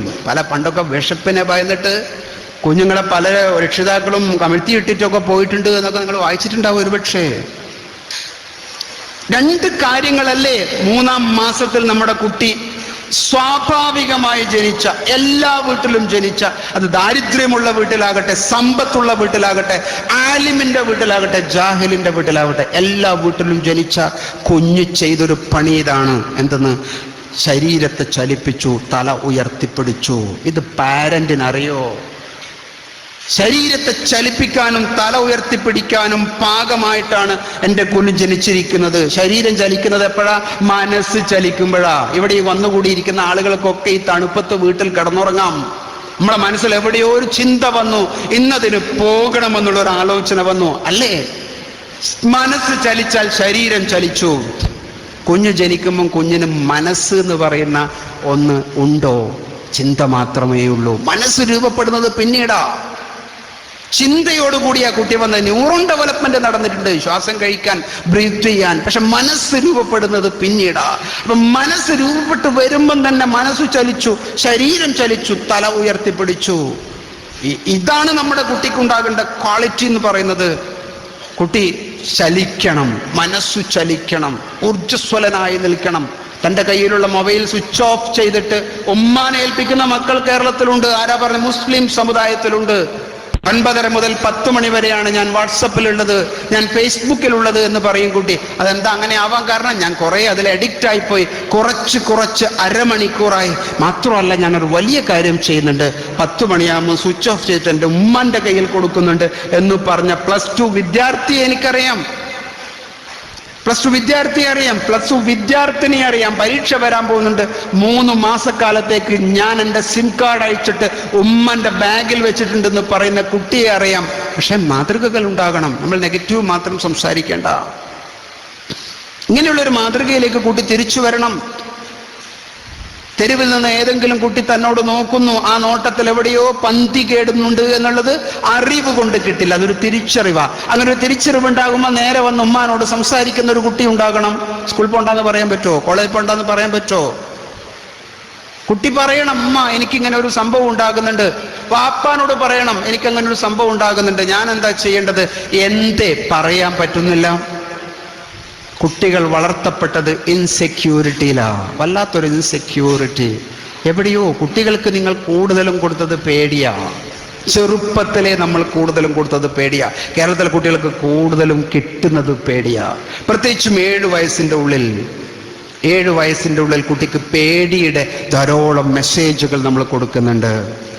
വാപ്പ എന്ന് പറയുന്നത് കുട്ടിയുടെ മുമ്പിൽ ഒരു വലിയ ആളാ, അതിൽ ശരി തെറ്റൊന്നുമില്ല. ഉമ്മ എന്ന് പറയുന്നത് എന്നെക്കാളും വലിയ ആരോ ഒരാളാണ്. അങ്ങനെ ഒരു മോഡലിലാണ് കുട്ടി വളർത്തപ്പെടുന്നത്. ശരിയാണ്. പക്ഷേ എവിടെയോ എൻ്റെ ഉമ്മയുമായി കുട്ടിയുടെ മനസ്സിൽ ഉണ്ടാകേണ്ട സ്വാഭാവികമായൊരു കാര്യം, ലോകം മുഴുവനും നിലനിൽക്കുന്നത്, ലോകത്തിലെ മുഴുവൻ ബന്ധവും നിലനിൽക്കുന്നത് ഒരൊറ്റ വാക്കിലാണ് എന്ന് എഴുതി വെച്ച ആളുകളുണ്ട്. ട്രസ്റ്റ്, TRUST, ട്രസ്റ്റ്, വിശ്വാസം. വാപ്പാക്ക് കുട്ടിയെ വിശ്വാസം ഉണ്ടാകണം, കുട്ടിക്ക് വാപ്പാനെ വിശ്വാസം ഉണ്ടാകണം, ഭാര്യയ്ക്ക് ഭർത്താവിനെ വിശ്വാസം ഉണ്ടാകണം, ഭർത്താവിന് ഭാര്യയും വിശ്വാസം ഉണ്ടാകണം. ചില വീട്ടിലൊക്കെ വൈകുന്നേരം കയറി വന്നാൽ ഭർത്താവ് ബാത്റൂമിലേക്ക് പോയാൽ ഭാര്യ മെല്ലെ പതുങ്ങി മൊബൈലെടുത്ത് സ്കാർഫിൽ പൊതിഞ്ഞ് അടുക്കളയിൽ കൊണ്ടുപോയിട്ട് കോൾ രജിസ്റ്റർ മുഴുവൻ പരിശോധിച്ച് ഏതോ പെണ്ണിൻ്റെ പേരുണ്ടോ, ഇതാണ് ഇവളുടെ പണി. ഭർത്താവും ചെയ്യും, വീട്ടിലെന്തോ വന്നിട്ടുണ്ടോ. ഇങ്ങനൊരു വല്ലാണ്ട് ഒരിക്കൽ ഇത് ഇങ്ങനെ നോക്കുന്നത് കണ്ടതിൻ്റെ പേരിൽ പ്രശ്നമായി വീട്ടിൻ്റെ അകത്ത്. കണ്ടോ? ട്രസ്റ്റ് ഉണ്ടാകണം ഭാര്യയുടെയും ഭർത്താവിൻ്റെ ഇടയിൽ, ട്രസ്റ്റ് ഉണ്ടാകണം ഉമ്മയുടെയും കുഞ്ഞിൻ്റെയും ഇടയിൽ. ചെറിയ കാര്യമല്ല.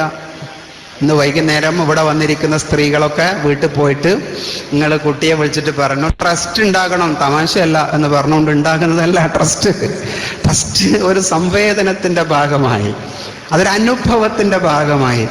അതൊരു മാനസികമായ കൊടുക്കൽ വാങ്ങലിന്റെ ഭാഗമായി ചെറുപ്പത്തിലേ ഉണ്ടാകേണ്ട ഒരു കാര്യമാണ്. ട്രസ്റ്റ് ഉണ്ടാകുന്ന പ്രായം 0 വയസ്സ് മുതൽ 2 വയസ്സ് വരെയാണ് എന്ന് എഴുതി വെച്ച ആളുകളുണ്ട്. 7 വയസ്സ് വരെയുള്ള പ്രായം അതിന് നിങ്ങൾ കൂടുതൽ ഉപയോഗിക്കണമെന്ന് ശഠിച്ച ആളുകളുണ്ട്. അതിനുള്ള സാധ്യതകൾ ധാരാളമുണ്ട്. അതേക്കുറിച്ച് നമ്മൾ പലപ്പോഴും ചിന്തിക്കുന്നില്ല എന്ന് മാത്രമേ ഉള്ളൂ. എന്താണ് വേണ്ടത്? ഞാൻ ഇങ്ങനെ ആലോചിക്കാറുണ്ട്. എനിക്ക് 86 വയസ്സുള്ളൊരു ഉമ്മയുണ്ട്, മറിയുമ്മ. എനിക്ക് വാപ്പ എൻ്റെ 10ാം ക്ലാസ് കഴിഞ്ഞപ്പോൾ മരിച്ചു പോയിട്ടുണ്ട്. ഞാൻ മിനിഞ്ഞാന്ന് ഉമ്മയെ കണ്ടു. ഉമ്മയുടെ കൈ പിടിച്ചു ഞാൻ മുത്തി. തിരിച്ചും ഞാൻ ഇങ്ങനെ ചിന്തിച്ചിട്ടുണ്ട്, എനിക്ക് പാല് തരുന്ന സമയത്ത് എൻ്റെ ഉമ്മ ഒരുപക്ഷെ ചിന്തിച്ചിട്ടുണ്ടാവും, പഠിച്ചോനെ ഈ മകൻ എങ്ങനെയെങ്കിലുമൊക്കെ പഠിച്ചു വളർന്ന് എവിടെയെങ്കിലുമൊക്കെ രക്ഷപ്പെടണേ എന്ന എൻ്റെ ഉമ്മയുടെ ചിന്ത. അതൊരു സെൻസേഷനാണ്. അതാണ് ഒരുപക്ഷെ എനിക്ക് നിങ്ങളുടെ മുന്നിൽ ഇവിടെ വന്ന് ഇങ്ങനെ നിന്ന് സംസാരിക്കാനുള്ള ഒരാവത് അല്ലാഹ് തന്നത്. വലുതൊന്നും ഞാൻ പറയണില്ല. അത് ചിന്തയുടെ ഭാഗമാണ്. ആ ചിന്ത ഉമ്മമാരുടെ ഉള്ളിലുണ്ടാകണം. പ്രത്യേകിച്ച് പാല് കൊടുക്കുന്ന സമയത്ത്. പാല് കൊടുക്കുന്ന സമയം വളരെ നിർണായകമായ ഒരു സമയമാണ്. കുഞ്ഞിന് പാല് കൊടുക്കുന്ന സമയം വളരെ നിർണായകമായൊരു സമയമാണ്. അത് ഉമ്മമാർ വളരെയധികം മനസ്സിലാക്കേണ്ട ഒരു കാര്യമാണ് കേട്ടോ. ചില ആളുകളൊക്കെ ഇങ്ങനെ പറയും കുഞ്ഞുങ്ങളുടെ മുമ്പിൽ. പാല് കൊടുക്കുന്ന സമയത്ത് കുഞ്ഞിൻ്റെ മുന്നിൽ ഇങ്ങനെ പറയാ, ഇമ്മനുഷ്യൻ എന്തെങ്കിലും നോക്കാനുണ്ടോ, ഇമ്മനുഷ്യൻ എന്തെങ്കിലും നോക്കണോ, കഴിഞ്ഞ കൊല്ലം ഒന്നിന് പാല് കൊടുത്ത് നിർത്തിയിട്ടല്ലോ, ഇക്കൊല്ലം എനിക്കിത് തന്നെയല്ലേ പണി പഠിച്ചോടെ എന്ന് നിങ്ങൾ ചിന്തിക്കുന്നുണ്ടെങ്കിൽ ആ കുഞ്ഞ് വളരുന്ന ഒരു വളർച്ചയിൽ വൈകല്യങ്ങൾ ഉണ്ടാകാമെന്ന് തന്നെയാണ്. അപ്പൊ കുഞ്ഞ് പാല് കൊടുക്കുന്ന സമയത്ത് കുഞ്ഞുമ്മാന്റെ കണ്ണിലേക്ക് നോക്കുന്നു, ഉമ്മ കുഞ്ഞിന്റെ കണ്ണിലേക്ക് നോക്കുന്നു. കുഞ്ഞിനൊരു ഉമ്മയുടെ മാറിടത്തിൽ കിടക്കുമ്പോൾ ഉണ്ടാകുന്ന ഒരു ആനന്ദവും സന്തോഷവും ഒരു അനുവചനീയമായ അനുഭൂതി സൃഷ്ടിക്കുന്നു. കുട്ടി സന്തോഷത്തിലാണ് നിമിഷം. കുഞ്ഞിന് പോഷകം മാത്രമല്ല കിട്ടുന്നത്, മനസ്സിന്റെ സുഖം കിട്ടുന്നു. ഉമ്മയും കുഞ്ഞും തമ്മിലുള്ള ബന്ധമുറക്കുന്നു. ആ സമയത്ത് ഉമ്മന്റെ ഫീലിംഗ് ആരോഗ്യമുള്ള ഫീലിംഗ് ആയിരിക്കണം. ചിന്ത ആരോഗ്യമുള്ള ചിന്ത, നെഗറ്റീവായ ചിന്തകളൊന്നും ആ സമയത്ത് നമ്മുടെ മനസ്സിലേക്ക് വരാൻ പാടില്ല. ഇമാം ഷാഫി റഹ്മത്തുള്ളാഹി അലൈഹിയുടെ ബുദ്ധിശക്തിയെ കുറിച്ച് പറയുമ്പോൾ മഹാനവറുകളുടെ ഉമ്മ ശുദ്ധിയോടുകൂടി പാല് കൊടുത്തു. എന്നാൽ പാല് കൊടുക്കുന്നതിൻ്റെ ഒരു ഒരുക്കത്തെ കുറിച്ച് സൂറത്തുൽ ഹജ്ജിലെ ഒരു വചനം നമ്മൾ എപ്പോഴും ഓർമ്മിക്കും. ബിസ്മില്ലാഹിർ റഹ്മാനിർ റഹീം. യാ അയ്യുഹല്ലദീന ആമനു തഖുല്ലാഹ് ഇന്ന സൽസലത്തസ് സാഅത്തി ശൈഉൻ അലീം യൗമ തറൗനഹാ തദ്ഹലു കുല്ലു മുർളിഅത്തിൻ അമ്മാ അർളഅത് വതളഉ കുല്ലു ദാത്തി ഹംലിൻ ഹംലഹാ വതറൻ നാസ സുകാറാ വമാ ഹും ബിസുകാറാ വലകിന്ന അദാബല്ലാഹി ശദീദ്. നോക്കണേ, പാല് കൊടുക്കുന്ന ഉമ്മയുടെ സവിശേഷത, അതിൻ്റെ പ്രാധാന്യമാ പറഞ്ഞത്. ഖിയാമത്ത് നാളിൻ്റെ അടയാളത്തെക്കുറിച്ച് തുടങ്ങുന്ന ആ ആയത്തിൽ ഇങ്ങനെയാ പറഞ്ഞത്, അന്ന് മാത്രമേ പാല് കൊടുക്കുന്ന ഒരു ഉമ്മ പാല് കൊടുക്കുന്നിടത്ത് നിന്ന് കുഞ്ഞിനെ വലിച്ചെറിഞ്ഞു പോകുള്ളൂ. അത്ഭുതകരമാണ് ആ വാക്ക്. നിങ്ങളൊന്ന് വിളിച്ചു നോക്കിയാട്ടെ, പാല് കൊടുക്കുന്നിടത്ത് പോയിട്ട് ഒന്നിങ്ങോട്ട് വരുമോ എന്ന് ചോദിച്ചാൽ, ഒന്നും നിന്റെ കുപ്പായട വെച്ച് നടത്തരുമോ എന്ന് ചോദിച്ചാൽ, ഇത് നിങ്ങൾ കാണുന്നില്ലേ എന്ന് പറയും കണ്ണുകൊണ്ട്. അത് ഉമ്മയുടെ ഒരു ഇൻവോൾവ്മെന്റിന്റെ ഭാഗമാണ്. ഉമ്മ മനസ്സിൽ കൊടുക്കുന്ന ചിന്തയുടെ ഭാഗമാണ്. അത് ഒരു ഇബാദത്ത് പോലെ കാണുന്ന ഒരു ഉമ്മയ്ക്ക് കുഞ്ഞുമായി ട്രസ്റ്റ് ഉണ്ടാകാൻ ന്യായമുണ്ട്. കുട്ടിക്ക് പ്രശംസ കിട്ടണം, വീട്ടിൽ ട്രസ്റ്റ് ഉണ്ടാകും. കുട്ടിക്ക് ഒരു റോള് കിട്ടണം വീട്ടിൽ. 4 വയസ്സുള്ള കുഞ്ഞ് വീട്ടിലുണ്ട്. കുട്ടി വാപ്പാനെ കാണുന്നുണ്ട്, വൈകുന്നേരം കയറി വരും. വാപ്പാന്റെ കയ്യിൽ മിഠായിയും ബിസ്ക്കറ്റും ഉണ്ട്, വാപ്പാന്റെ കയ്യിൽ പൈസയുണ്ട്. വാപ്പാക്ക് ഉമ്മയുടെ അടുത്തുനിന്ന് ആദരവ് കിട്ടുന്നുണ്ട്. കുട്ടിക്ക് വാപ്പ ഒരു മോഡലാണ്. ഉമ്മയെ കുട്ടി കാണുന്നുണ്ട്. വാപ്പയും ഉമ്മയും തമ്മിൽ എന്തോ നല്ല കാര്യങ്ങളാണ്. ഉമ്മക്ക് വീട്ടിലൊരു സ്ഥാനമുണ്ട്, ഉമ്മ ഭക്ഷണം ഉണ്ടാക്കുന്നു. ഉമ്മയില്ലെങ്കിൽ വീട്ടിൽ ഭക്ഷണം ഉണ്ടാവുന്നില്ല.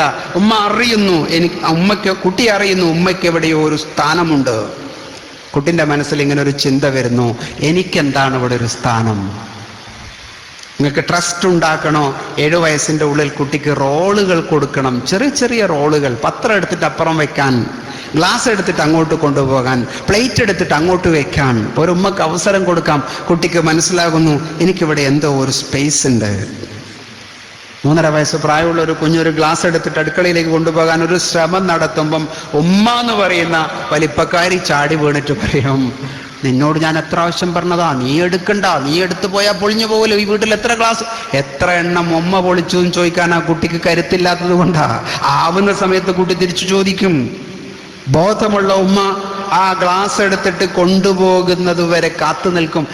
ഞാൻ ഓർക്കുന്നുണ്ട്, എൻ്റെ ചെറുപ്പത്തിൽ എൻ്റെ ഉമ്മ 5 വയസ്സ് പ്രായമുള്ള എന്നെ അപ്പുറത്തെ വീട്ടിലേക്ക് തീ വാങ്ങാൻ അയച്ചു. ചകിരി എടുത്തിട്ട്, എൻ്റെ മനസ്സിലതിപ്പോൾ ചിത്ര.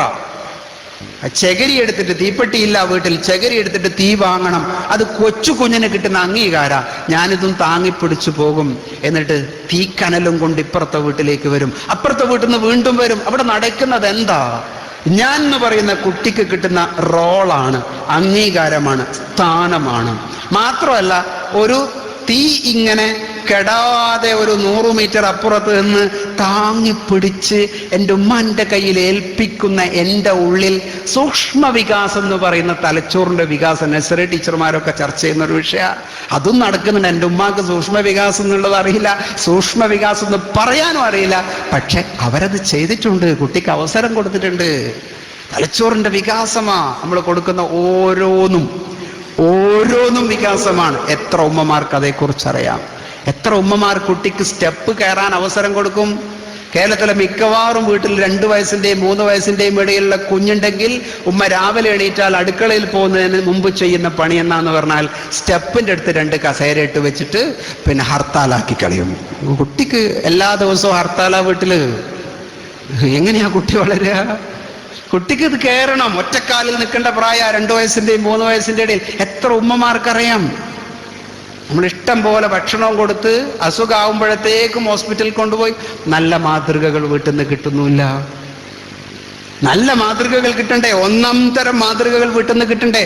ഞാൻ പറയാൻ ഒരു കാര്യം വിട്ടുപോയേ. ഇവിടെ കൂടിയിരിക്കുന്ന ആളുകൾക്കൊക്കെ ഒരു മനോഹരമായ ഒരു നല്ല അവസരം ഈ പ്രോഗ്രാമിൻ്റെ ഭാഗമായിട്ട് കരുതിയിട്ടുണ്ട്.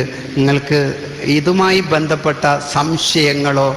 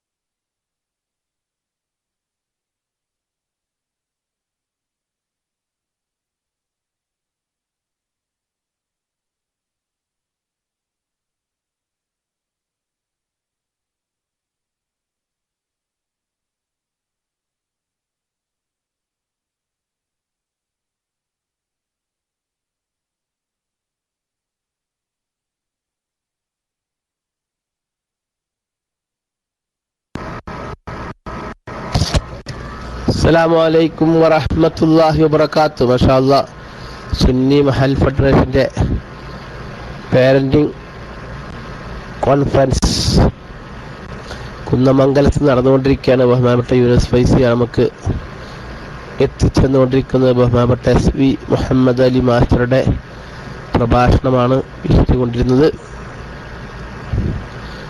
എല്ലാ വലിയ ആപ്പാരൊക്കെ ഉണ്ടല്ലോ, മുസ്തു അബു ഹസൻ ഉസ്താദ് തോട്ടക്കാട്.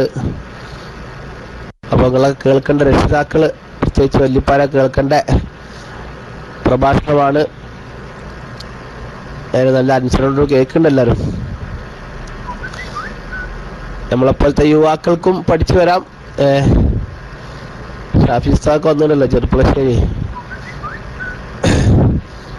പിന്നെ നല്ലൊരു പരിപാടിയാണ്. സ്റ്റേറ്റ് ലെവലിലുള്ള SMFൻ്റെ ഒരു പരിപാടിയാണ്. ഇൻഷാ അല്ലാഹ് ഇനിയും ഒരുപാട് സെഷനുകൾ വരാനുണ്ട്. നമുക്ക് കാത്തിരിക്കാം. ക്യാമറ കൊടുത്തത് കൊണ്ടായിരിക്കും DC ആയത്. ഉടൻ തിരിച്ചെത്തും. മാഷാ അല്ലാഹ് സയ്യിദ് നൂറുന്തങ്ങപ്പാപ്പൊക്കെ അവിടെ ഉണ്ട്. നഫീസ മൊയ്തു സാഹിബ് ക്ലാസ് റൂമിൽ എത്തിയിട്ടുണ്ട്. എല്ലാവരും ഇന്ന് ബൈലക്സിന് ചെറിയ അപ്ഡേറ്റിൻ്റെ പ്രശ്നമൊക്കെ ഉണ്ട്. അപ്പോൾ അതൊക്കെ ക്ലിയർ ചെയ്ത് ഇനിയിപ്പോൾ ആൾക്കാർ രാവിലെ 1-2 ടണ്ട് അപ്ഡേറ്റ് ചെയ്ത് കണ്ട് പറ്റില്ലാണ്ടെങ്കിൽ എറിഞ്ഞു പോകും. അങ്ങനെ ചെയ്യേണ്ട. മുട്ടയൊക്കെ ഉണ്ടാവും. ഞാൻ ഇന്നലെ രാവിലെ നോക്കി, പിന്നെ ഉച്ചക്ക് പോലെ മൂപ്പര് എന്ത് ചെയ്തു, ഉച്ച വരെ നോക്കിയിട്ട് പിന്നെ ലാപ്ടോപ്പ് ഓണാക്കി ഇട്ടു. പിന്നെ നോക്കിയില്ല. സംഭവം അപ്പം തന്നെ ക്ലിയർ.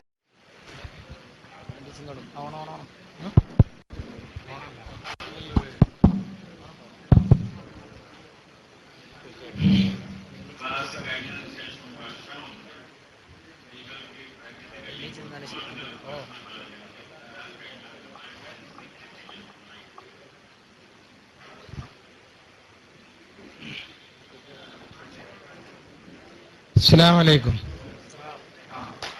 ഒരു മിനിറ്റ്, ചോദ്യം ഉന്നയിക്കുന്നതിന് മുമ്പ് ഉസ്താദ് ഒരു കാര്യം ഓർമ്മപ്പെടുത്തി. ഭക്ഷണം ഇവിടെ തയ്യാറാക്കിയിട്ടുണ്ട്. അതുകൊണ്ട് തന്നെ എല്ലാവരും ഭക്ഷണമൊക്കെ കഴിഞ്ഞ ശേഷം ഈ ചോദ്യോത്തര സെഷൻ എന്നതാണ് ശരിക്കും ഒരു ക്ലാസിന്റെ തുടർച്ചയാണ്. കുറെ കാര്യങ്ങൾ അവതരിപ്പിച്ചു കഴിഞ്ഞാൽ എന്റെ മനസ്സിൽ തോന്നുന്ന കുറെ ചിന്തകളുണ്ട്. ആ ചിന്തകൾക്ക് ഒരു പരിഹാരമാണ്. അല്ലാതെ കുറെ പ്രസംഗങ്ങൾ കേട്ട് നമ്മൾ പോവലല്ല ഇതുകൊണ്ട് ഉദ്ദേശിക്കുന്നത്. പാരന്റിംഗ് കോഴ്സ് ഉദ്ദേശിക്കുന്നത് അങ്ങനെയാണ്. പ്രസംഗങ്ങളുടെ അപ്പുറത്തേക്ക് മനസ്സിലുണ്ടാകുന്ന ഒരു സമാധാനത്തിന്റെ ഒരു അന്തരീക്ഷം സൃഷ്ടിക്കുകയാണ്. അതാണ് ലക്ഷ്യമാക്കുന്നത്. എല്ലാവരും അത് കഴിഞ്ഞു പോകാവുന്ന ഓർമ്മപ്പെടുത്തും. 3 വയസ്സായ ഒരു പെൺകുട്ടി വീട്ടിലുണ്ട്. ഉപ്പയുടെയും ഉമ്മയുടെയും കുടുംബത്തിന്റെയും ഒക്കെ ഓമന മകളായി അവള് വളരുന്നു. ഭാര്യ ഗർഭിണിയാണ്. ഈ വരുന്ന കുട്ടിയെ നല്ല നിലക്ക് സ്വീകരിക്കാൻ പറ്റുന്നൊരു മാനസികാവസ്ഥ ഇപ്പോൾ ഈ 3 വയസ്സായ കുട്ടിക്ക് എങ്ങനെ ഉണ്ടാക്കിയെടുക്കാം എന്നതാണ് ഒരു സംശയം. മറുപടി പ്രതീക്ഷിക്കുന്നു. അസ്സലാമു അലൈക്കും.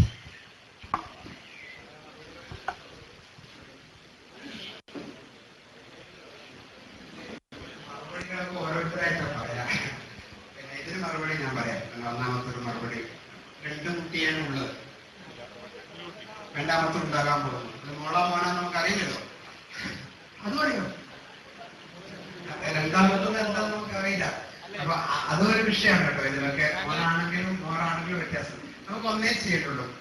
ഈ മൂത്ത കുട്ടി ഇതില് പ്രായം, ഒരു വസ്തുത ഞാൻ പറയാം, പ്രായം കൂടുതലാവുന്നിടത്തോളം ശ്രദ്ധ കൂടുതൽ വേണം. 3 വയസ്സിന്റെ ഗ്യാപ്പേ ഉള്ളൂ.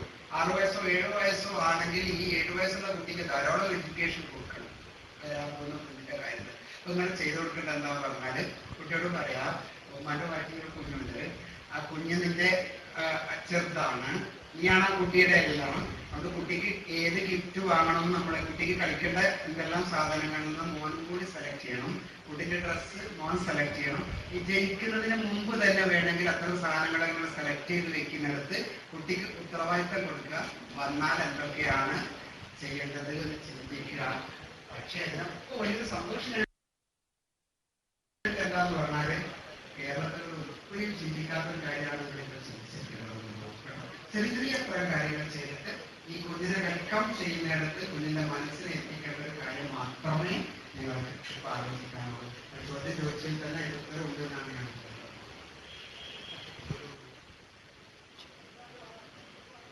ചോദ്യങ്ങൾ ഉന്നയിക്കാൻ ആഗ്രഹിക്കുന്ന ആളുകളൊന്ന് എന്തെങ്കിലും ഒരു അടയാളം കാണിച്ചാൽ മൈക്ക് അങ്ങോട്ട് വരും.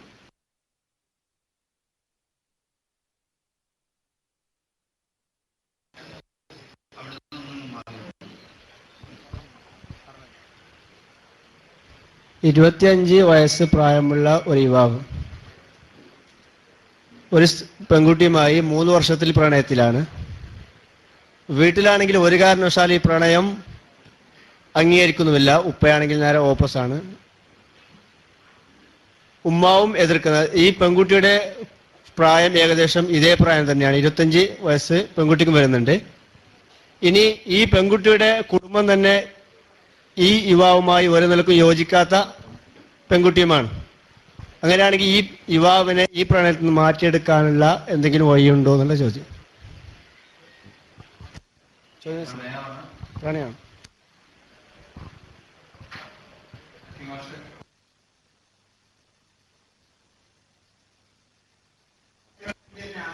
എനിക്ക് കല്യാണം കഴിഞ്ഞ് 1 വർഷമായി.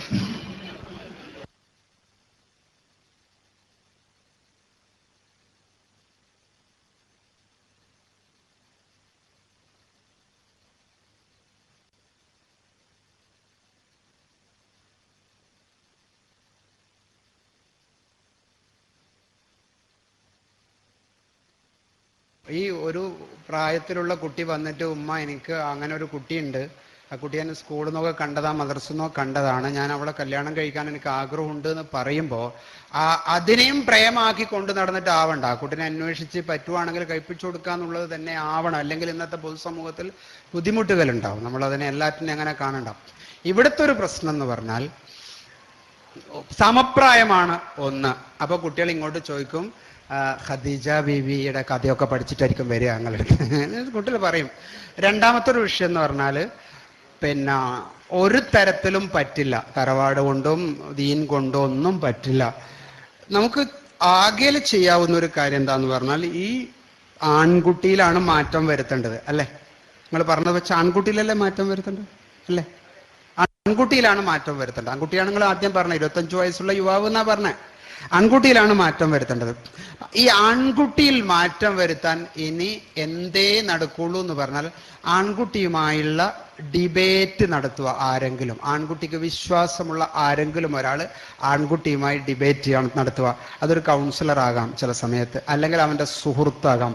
അവൻ്റെ ചിന്തയിൽ ഇത്തരം കാര്യങ്ങൾ ധാരാളമായി, ഇതിൻ്റെ അപകടങ്ങൾ, വരും വരായികകൾ, ഇതിൻ്റെ പ്രശ്നങ്ങൾ പറഞ്ഞ് ഒരു ദിവസമല്ല അവനോട് പറയാ, തീരുമാനിപ്പെടുക്കണ്ട, നാളെ ആലോചിക്കാം, 2 ദിവസം കഴിഞ്ഞിട്ട് നമുക്ക് വീണ്ടും മീറ്റ് ചെയ്യാം. 4ഓ 5ഓ തവണ മീറ്റ് ചെയ്താൽ ഒരു 25% അവൻ്റെ ഉള്ളിൽ മാറ്റം വരികയാണെങ്കിൽ അത് നമുക്ക് ഒഴിവാക്കിയെടുക്കാൻ സാധ്യതയുണ്ട്. തീരെ മാറ്റം വരും, ആ ഡിബേറ്റ് നോക്കിയാൽ നമുക്കറിയാം. തീരെ മാറ്റം വരുന്നില്ലെങ്കിൽ അതിൻ്റെ അർത്ഥം പിന്നെ പടച്ചോന്റെ വിധിയാണ് എന്നുള്ളതാണ്. പിന്നെ അപ്പോൾ നമുക്ക് ചെയ്യാവുന്ന വേറൊരു വഴി എന്താന്ന് പറഞ്ഞാൽ, അപ്പുറത്തൊരു പെൺകുട്ടിയുണ്ട് അല്ലേ, അവരുടെ രക്ഷിതാക്കളുടെ ഇടപെട്ടിട്ട് ആ പെൺകുട്ടിയിൽ എന്തെങ്കിലും മാറ്റം വരുത്താൻ പറ്റുമോ എന്നുള്ളൊരു ആലോചന, അതൊരു സാമൂഹ്യ ഇടപെടലിന്റെ ഭാഗമായിട്ടാണ് നടക്കേണ്ടത്. അപ്പുറത്തെ മഹല്ല് കമ്മിറ്റിനോട് പറഞ്ഞ് അവിടുത്തെ നേതാക്കൾ വിളിച്ച് സംസാരിച്ച് ആ കുണ്ടിയിൽ ഒരു ചേഞ്ച് വരുത്തുക എന്നുള്ളത്. അവരിൽ ആരിലെങ്കിലും ഒരാളിൽ ചിലപ്പോൾ ഒരു തെറാപ്പി ചെയ്താൽ അത് വർക്ക് ചെയ്യും. അത്രയും സങ്കീർണമായ കാര്യങ്ങൾ നടക്കണം. ഇതിലൊന്നും നടക്കുന്നില്ലെങ്കിൽ അവസാനത്തൊരു കൈ എന്ന് പറയുന്നത് 2 പേരും തമ്മിൽ ബന്ധപ്പെടാനുള്ള സാധ്യതകളെ എല്ലാറ്റിനെയും സ്വാഭാവികമായി അടക്കുക എന്നുള്ളതാണ്. ഭീകരമായി അടക്കാൻ പാടില്ല. മൊബൈൽ വാങ്ങി സ്വിച്ച് ഓഫ് ചെയ്ത് ലാൻഡ് ലൈന് കട്ട് ചെയ്ത് അങ്ങനെയും ചെയ്യാൻ പാടില്ല. സ്വാഭാവികമായി അടച്ചു നോക്കുക എന്നുള്ളതാണ്. എന്നിട്ടൊന്നും ചാൻസ് ഇല്ലെങ്കിൽ പിന്നെ ബാക്കി വളരെ ചെറിയ ചില സംഗതികൾ ലോകത്ത് നടക്കാൻ പാടില്ലാത്തത് നടക്കുന്നുണ്ടല്ലോ, ആ കൂട്ടത്തിൽ അതിനെ എണ്ണുകയും ചെയ്യുക എന്നുള്ളതാണ് നല്ലത്. ആദ്യത്തെ പണികളൊക്കെ ചെയ്തു നോക്കൂ, വിജയിക്കും.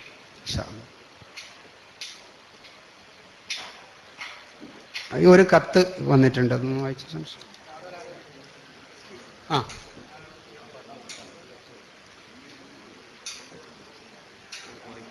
അല്ലല്ല, ആരും എണീറ്റ് നിന്നിട്ടുണ്ട്.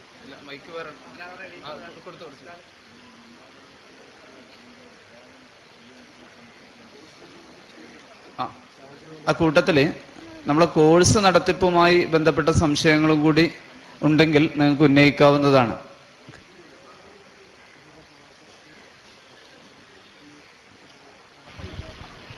ലഹരിക്ക് അടിമപ്പെട്ട ഒരു യുവാവ്, അവനെ അതിൽ നിന്ന് പിന്തിരിപ്പിക്കാൻ കുടുംബങ്ങൾ പരമാവധി ശ്രമിച്ചു. അവസാനം ഒരു ചികിത്സയ്ക്ക് വേണ്ടി അവനെ കൊണ്ടുപോകാൻ വേണ്ടി ശ്രമിച്ചപ്പോൾ ആ ചികിത്സ ഇന്നതാണെന്ന് അവനറിയാം. അതുകൊണ്ട് അങ്ങോട്ട് പോരാൻ ഒരിക്കലും, ആ ഹോസ്പിറ്റലിലേക്ക് പോരാൻ അവൻ തയ്യാറല്ല. അവനെ ഇതിൽ നിന്ന് പിന്മാറ്റാൻ ഇനി എന്ത് മാർഗം നമ്മൾ സ്വീകരിക്കണമെന്ന്. ലഹരി ചികിത്സക്ക് കൊണ്ടുപോകുമ്പോൾ ആ കാര്യങ്ങൾ അവന് ബോധമുണ്ട്, ഇന്നതിന് വേണ്ടിയിട്ടാണ് കൊണ്ടുപോകുന്നത്. അവനെ ഇനി എന്ത് ചെയ്യണം എന്നറിയാം. ലഹരിയുടെ കാര്യത്തിൽ പ്രേമത്തിന്റെ പോലെ തന്നെ 2 ആസക്തിയാണ്, 2 ഒരുതരം അഡിക്ഷനാണ്. മൊബൈലിന്റെ കാര്യത്തിലും അഡിക്ഷനാണ്. ഏത് അഡിക്ഷനും അടിസ്ഥാനപരമായി മാറാനുള്ള ഒന്നാമത്തെ കാര്യം എന്ന് പറയുന്നത് കുറ്റബോധത്തിന്റെ ഒരു തരിയെങ്കിലും ഉള്ളിൽ ഉണ്ടാക്കുന്നിടത്ത് വിജയിക്കണം എന്നാണ്. അത് വിജയിക്കുന്നില്ലേ നമുക്ക് മാറ്റാൻ പറ്റില്ല. അതുകൊണ്ട് ഒരു ഖത്തീബ് ഉസ്താദ് അല്ലെങ്കിൽ ഓനുമായി ഇഷ്ടമുള്ള ഒരാൾ ആരെങ്കിലുമൊക്കെ സംസാരിച്ച് അവൻ്റെ ഉള്ളിൻ്റെ ഉള്ളിൽ കുറ്റബോധത്തിൻ്റെ ഒരു തരി, ഇപ്പൊ കൗൺസിലിംഗ് ഒക്കെ പഠിച്ച ആളുകൾക്ക് അവേർഷൻ തെറാപ്പി എന്നൊക്കെ പറയുന്ന തെറാപ്പി അറിയാം. ചെയ്യുന്ന കാര്യങ്ങളുടെ വെറുപ്പ് മാക്സിമം കുട്ടിൻ്റെ മനസ്സിൽ ഉണ്ടാക്കി കൊടുത്തിട്ട് ഞാൻ ഇങ്ങനെയൊക്കെ അല്ലല്ലോ ആവേണ്ടത് എന്നൊരു ചിന്ത എവിടുന്നെങ്കിലും വരുത്തി കഴിഞ്ഞാൽ അവിടെ നിന്നേ അവനെ നന്നാക്കാൻ പറ്റുള്ളൂ. കുറ്റബോധത്തിൻ്റെ ഒരു ഒത്തിരി ഉണ്ടാക്കിയെടുക്കാൻ പറ്റണം, എന്നാൽ നമുക്ക് കുട്ടിയെ മാറ്റിയെടുക്കാൻ പറ്റും. അല്ലെങ്കിൽ അത് അങ്ങനെ തന്നെ നിലനിൽക്കും. പിന്നെ അഡിക്ഷന്റെ കാര്യത്തിലുള്ള വളരെ ദീർഘമായി നമ്മൾ ചിന്തിക്കേണ്ടത്, ഈ സുന്നി മഹല്ല് ഫെഡറേഷന്റെ നേതാക്കളൊക്കെ ഇരിക്കുന്നിടത്താണ് നമ്മൾ പറയുന്നത്, ഒരു സമുദായത്തിന് സ്വന്തമായി, സമുദായത്തിലെ ഞാൻ മദ്യപാനികളുണ്ട് എന്ന് ഞാനിവിടെ പറഞ്ഞിട്ടില്ല, നിങ്ങൾ പരിശോധിച്ച് നോക്കൂ.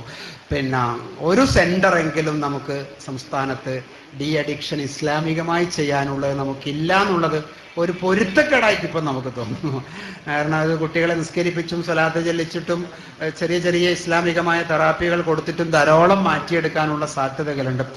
ഏത് തരത്തിലുള്ള അഡിക്ഷൻ വരുമ്പോഴും ഒന്ന് കുറ്റബോധം വരണം, 2 സാഹചര്യങ്ങൾ മാറണം, 3 മരുന്ന് കൊടുക്കണം, 4 മെഡിറ്റേഷൻ കൊടുക്കണം, 5 സോഷ്യലൈസേഷൻ ചെയ്യണം. സോഷ്യലൈസേഷൻ എന്ന് പറഞ്ഞാൽ ആരോട് മിണ്ടാണ്ടിരിക്കുന്ന ഒരു കുട്ടിയെ കളിക്കാൻ വിടുക, ടീമിൽ അംഗമാക്കുക, ജനങ്ങളുടെ ഇടയിൽ കൊണ്ടുവരിക, SKSFന്റെ മീറ്റിൽ കൊണ്ടുവരിക, അങ്ങനെയൊക്കെ ഉള്ള കാര്യങ്ങൾ. ഈ 5 കാര്യങ്ങളും ഒരുമിച്ച് നടന്നാൽ മാത്രമേ ശരിയായ അഡിക്ഷനിൽ നിന്ന് ഒരു കുട്ടിയെ രക്ഷപ്പെടുത്തിയെടുക്കാൻ വേണ്ടി പറ്റൂ. ഒരു ചോദ്യവും കൂടിയുണ്ട്, നീ വായിക്കണം.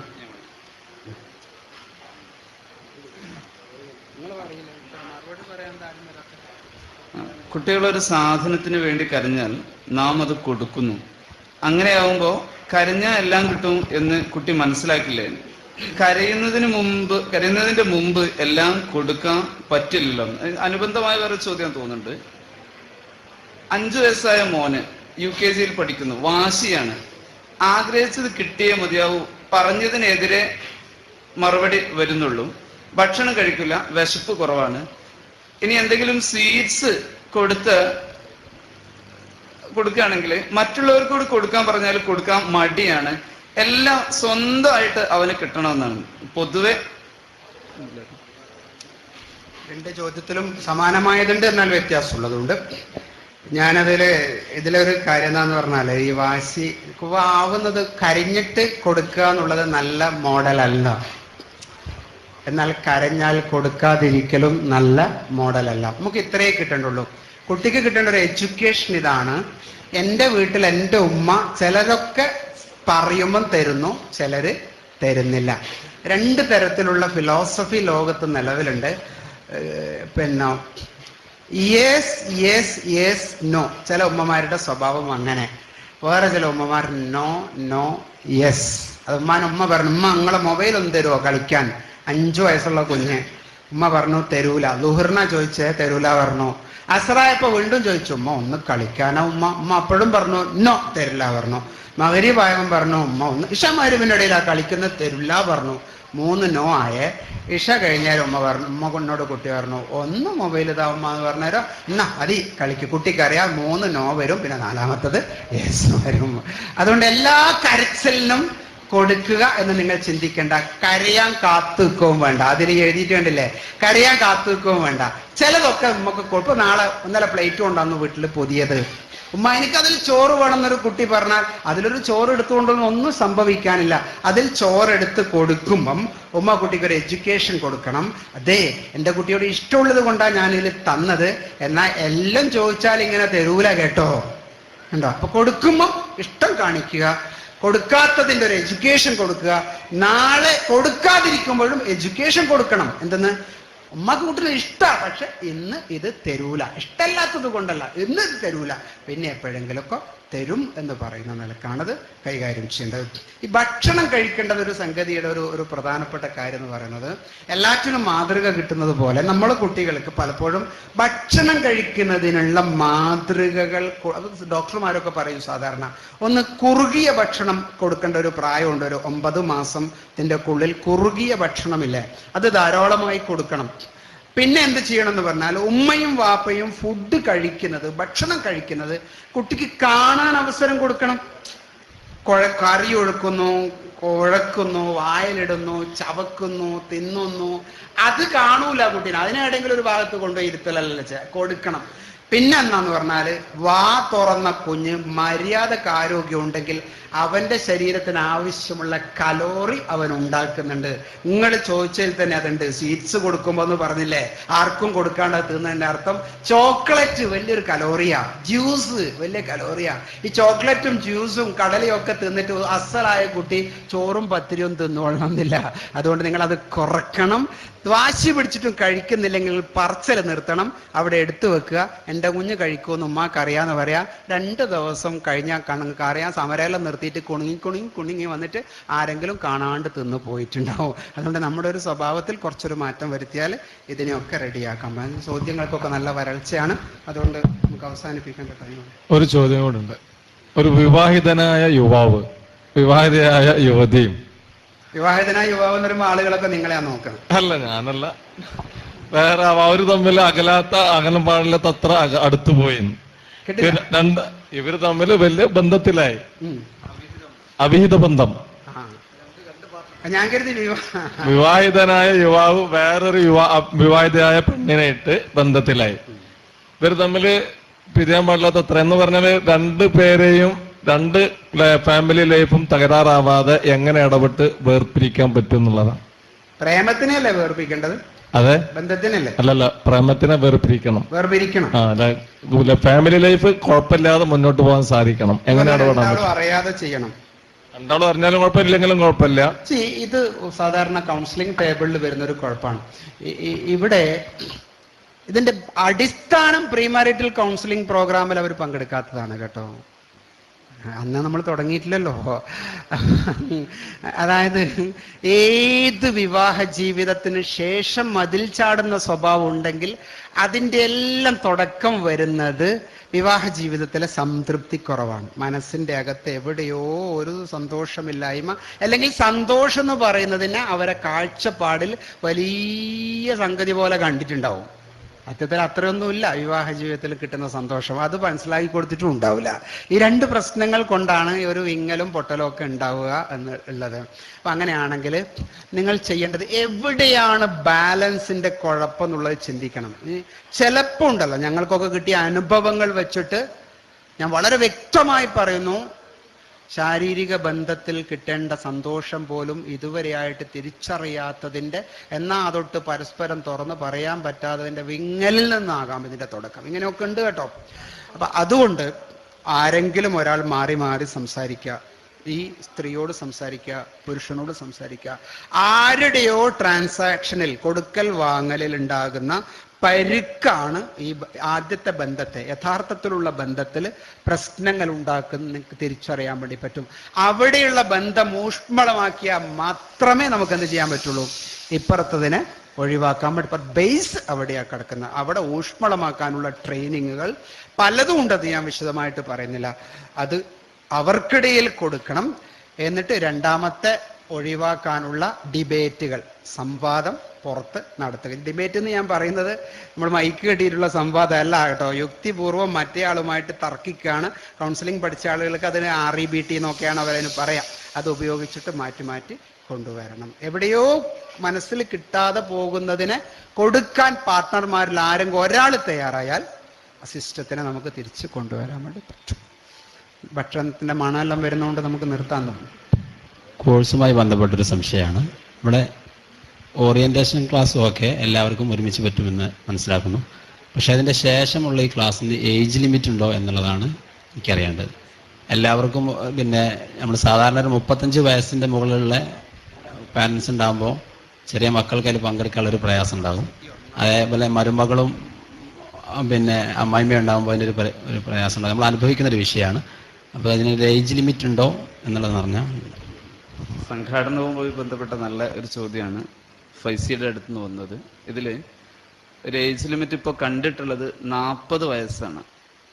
ഇത്തരം പ്രശ്നങ്ങൾ കുറക്കാനും പിന്നെ നമ്മൾ തുടക്കത്തിൽ തന്നെ അതിന് താഴോട്ട് വന്നു കഴിഞ്ഞാൽ ചെറിയ കുട്ടികളൊക്കെ ഉണ്ടാകുന്ന സാഹചര്യം നമുക്ക് സംഘാടനത്തിന് ഏതെങ്കിലും രീതിയിൽ പ്രയാസം വരും എന്നുള്ള നിലക്കാണ്. പിന്നീട് നമുക്ക് അതിന് താഴോട്ടുള്ളതൊക്കെ ഇൻക്ലൂഡ് ചെയ്യാവുന്നതാണ്.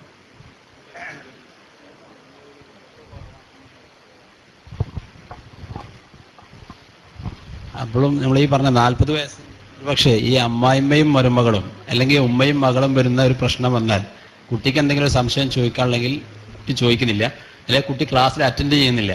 അറ്റൻഡ് ചെയ്യാത്തതിൻ്റെ പ്രധാന കാരണം ഉമ്മ വരികയാണ് അല്ലെങ്കിൽ ബന്ധപ്പെട്ട് വരികയാണ്. അപ്പോൾ ഈ ഒരു ഏജ് കണക്കാക്കി അല്ലെങ്കിൽ പിന്നെ നോൺ മാരീഡ് മാരീഡ് എന്നുള്ള ഏജ് കണക്കാക്കി അങ്ങനെ എന്തെങ്കിലും ഒരു കോഴ്സും കൂടി ഇപ്പം നമ്മുടെ നാട്ടിൽ അങ്ങനെ ഒരു ക്ലാസ് നടത്തിയപ്പോൾ നമുക്ക് അതിൻ്റെതായ ബെനിഫിറ്റ് കിട്ടി. വിവാഹിതരായ ആളുകളാണല്ലോ നമ്മൾ സ്വാഭാവികമായിട്ട് വരുന്നത്. അവിവാഹിതരായ ആളുകൾക്ക് നമ്മുടെ പ്രീ മാരിറ്റൽ കോഴ്സ് വരുന്നുണ്ട്. ഇനി മരുമകളും അമ്മായിമ്മ എന്നുള്ളൊരു പ്രശ്നം ക്ലാസ്സിലെ ചോദ്യങ്ങൾക്ക് സ്ത്രീകളെ പക്ഷത്തു നിന്നാണല്ലോ ഈ പ്രശ്നം നിങ്ങൾ ഉന്നയിക്കുന്നത്. അതിനുള്ള ഒരു സ്ട്രാറ്റജി ക്ലാസ്സിൽ തന്നെ ഉപയോഗിച്ചാൽ നമുക്ക് പരിഹരിക്കാവുന്നതാണ്. ഇനി അതുമായി ബന്ധപ്പെട്ട് മറ്റ് വിശദാംശങ്ങൾ നമ്മൾ കൂടുതൽ ആലോചിക്കുകയും ചെയ്യുന്നു. ഞാൻ മുക്കത്താണ്, മുക്കം മുസ്ലിം ഓർഫനേജ് കമ്മിറ്റി മെമ്പറാണ്. ഞാൻ ഇപ്പോൾ മുംബൈ സാറ് പറഞ്ഞ റീഅഡിഷൻ സെൻറ്ററിനെ പറ്റി പറഞ്ഞല്ലോ. മുക്കം മുസ്ലിം ഓർഫനേജിന് ഇഷ്ടംപോലെ സ്ഥലം ഒഴിഞ്ഞു കിടക്കുന്നുണ്ട്. അതിൽ ഉമർ പൈസയല്ല നമ്മളെ കമ്മിറ്റി മെമ്പറാണ്. സലാം പൈസ ഞങ്ങളെ അവിടുത്തെ ഉസ്താദാണ്. ഉമർ പൈസയൊക്കെ വിചാരിച്ചാൽ മുക്കത്തെ ഒരു അങ്ങനെ ഒഴിഞ്ഞു കിടക്കുന്ന സ്ഥലങ്ങൾ കൊടുവള്ളി അതുപോലെ പല സ്ഥലത്തുണ്ട്. സമസ്തയുടെ കീഴിലാണ് മുക്കം മുസ്ലിം ഓർഫനേജ് നടത്തുന്നത്.